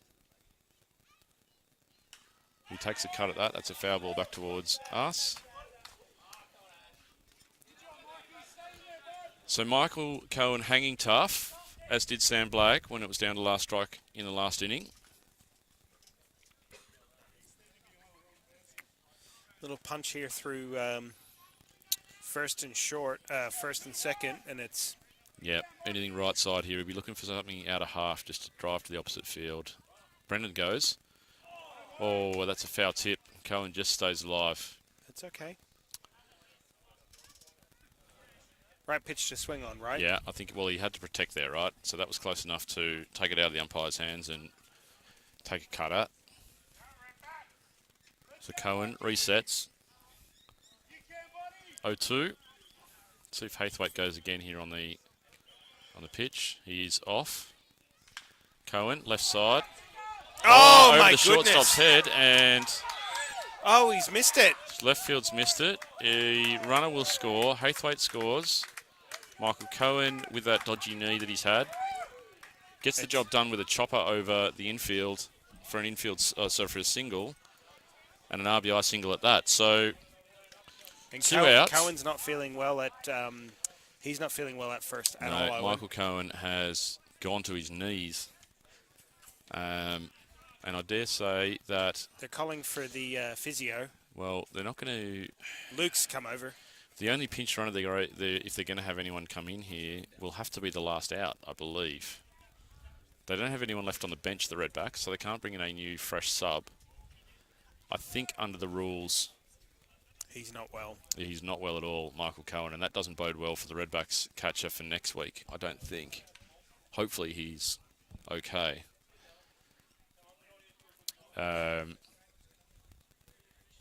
So it looks like maybe... So Peter Fathers was the last out. He was struck out, and so he's going to go and replace Cohen at first base to run. There are 2 outs.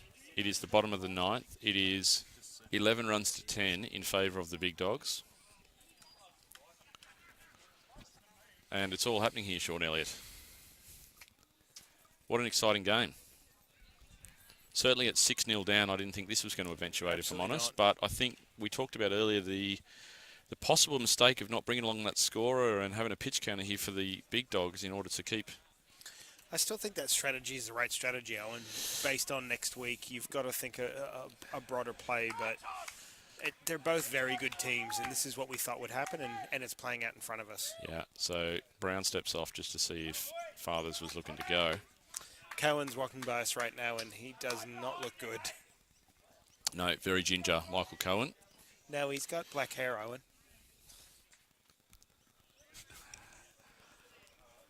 There's the dad's joke from Sean Elliott for the day. And so Fathers goes. They take. The throw goes over. He's going to safely arrive. I'm okay with that.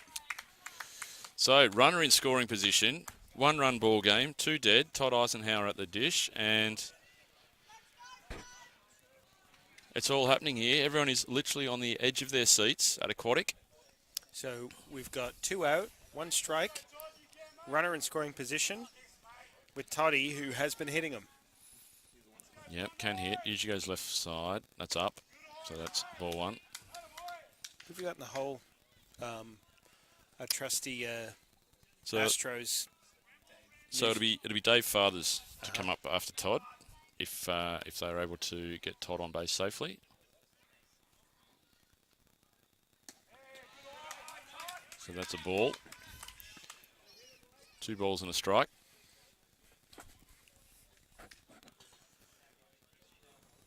So it's tense here, and just looking to see if they can get Eisenhower out for this last out. There's a ball to the left side. Oh, that's through. That's through, and the tying run is going to score. Oh, what an arm. He is safe at home, and the runner is going to advance to second base on that throw from left field. It is all tied up. Todd Eisenhower with the clutch hit out to left field. Yep. He has been hitting them well, Owen. Yeah, it was a hell of a throw in there from left field. I'm not sure who's out there, but that wasn't far from hosing the guy at a home plate. So it was again Ryan Harworth out in left field. It was the right call. Yeah, it didn't quite beat him. So 11-11, and this game just continues to. I know my ebb and flow. My heart doctor is going to increase my medication next week, Owen, after this. So Dave Fathers comes up the dish. The winning run is on second base, and he sees strike 1 inside. Yeah, he's been calling it there. He has been calling it inside.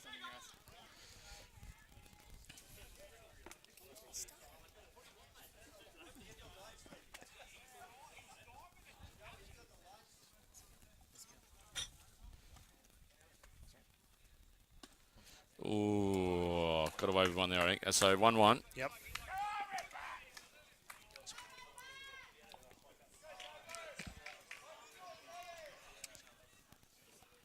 So 1-1.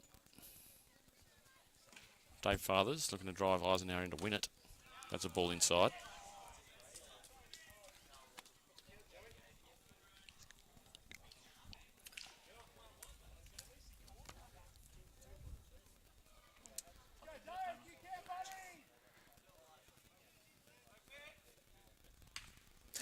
Tougher. And Murphy, it rolls through. There's no one there. Eisenhower, they're going to send him. Send him. It's going to be a play at the dish. No, he's held it up. Oh, Eisenhower has walked it off. The Redbacks win it. There was no one backing up at shortstop. And Peter Fathers puts the ball in play. And Todd Eisenhower, of all people, rounds third base. And secures the victory in the bottom of the 9th with a walk-off run for the Redbacks. Wow. What a game. No one there backing up the shortstop on that play, and so the Redbacks come out victors. What a seesawing battle here at Aquatic today. An amazing game of baseball, and the Redbacks advance to the grand final next week to play the Forest Renegades. An amazing finish. We said in the 6th inning, it was going to be a close game, but I didn't think it was going to be this close. What an outcome. So both teams now lining up to come out and shake hands, and a hell of a ball game by everyone involved. Congratulations to all the players from both teams. The Big Dogs will no doubt be disappointed. They should hold their heads high, though. That was a good game. They had their chances there, right, in the last, and as did the Redbacks, with both teams down to their last strike. But amazing there. I'm not sure who that base coach was, but the left arm was Toddy Eisenhower, who's still out of breath. He'll be going for about 14 glasses of water in a second. But he scores the winning run. So amazing finish to a great game. And that's me done. I have to leave. I'm out in a hurry. Well done. Well On done, behalf Owen. of Sean Elliott and myself, Owen Harris, congratulations to the Warringah Redbacks, commiserations to the Warringah Big Dogs, and we look forward to seeing you next week for your company across EBSN for the minor league grand final between the Forest Renegades and the Warringah Redbacks. Thank you. Thank you.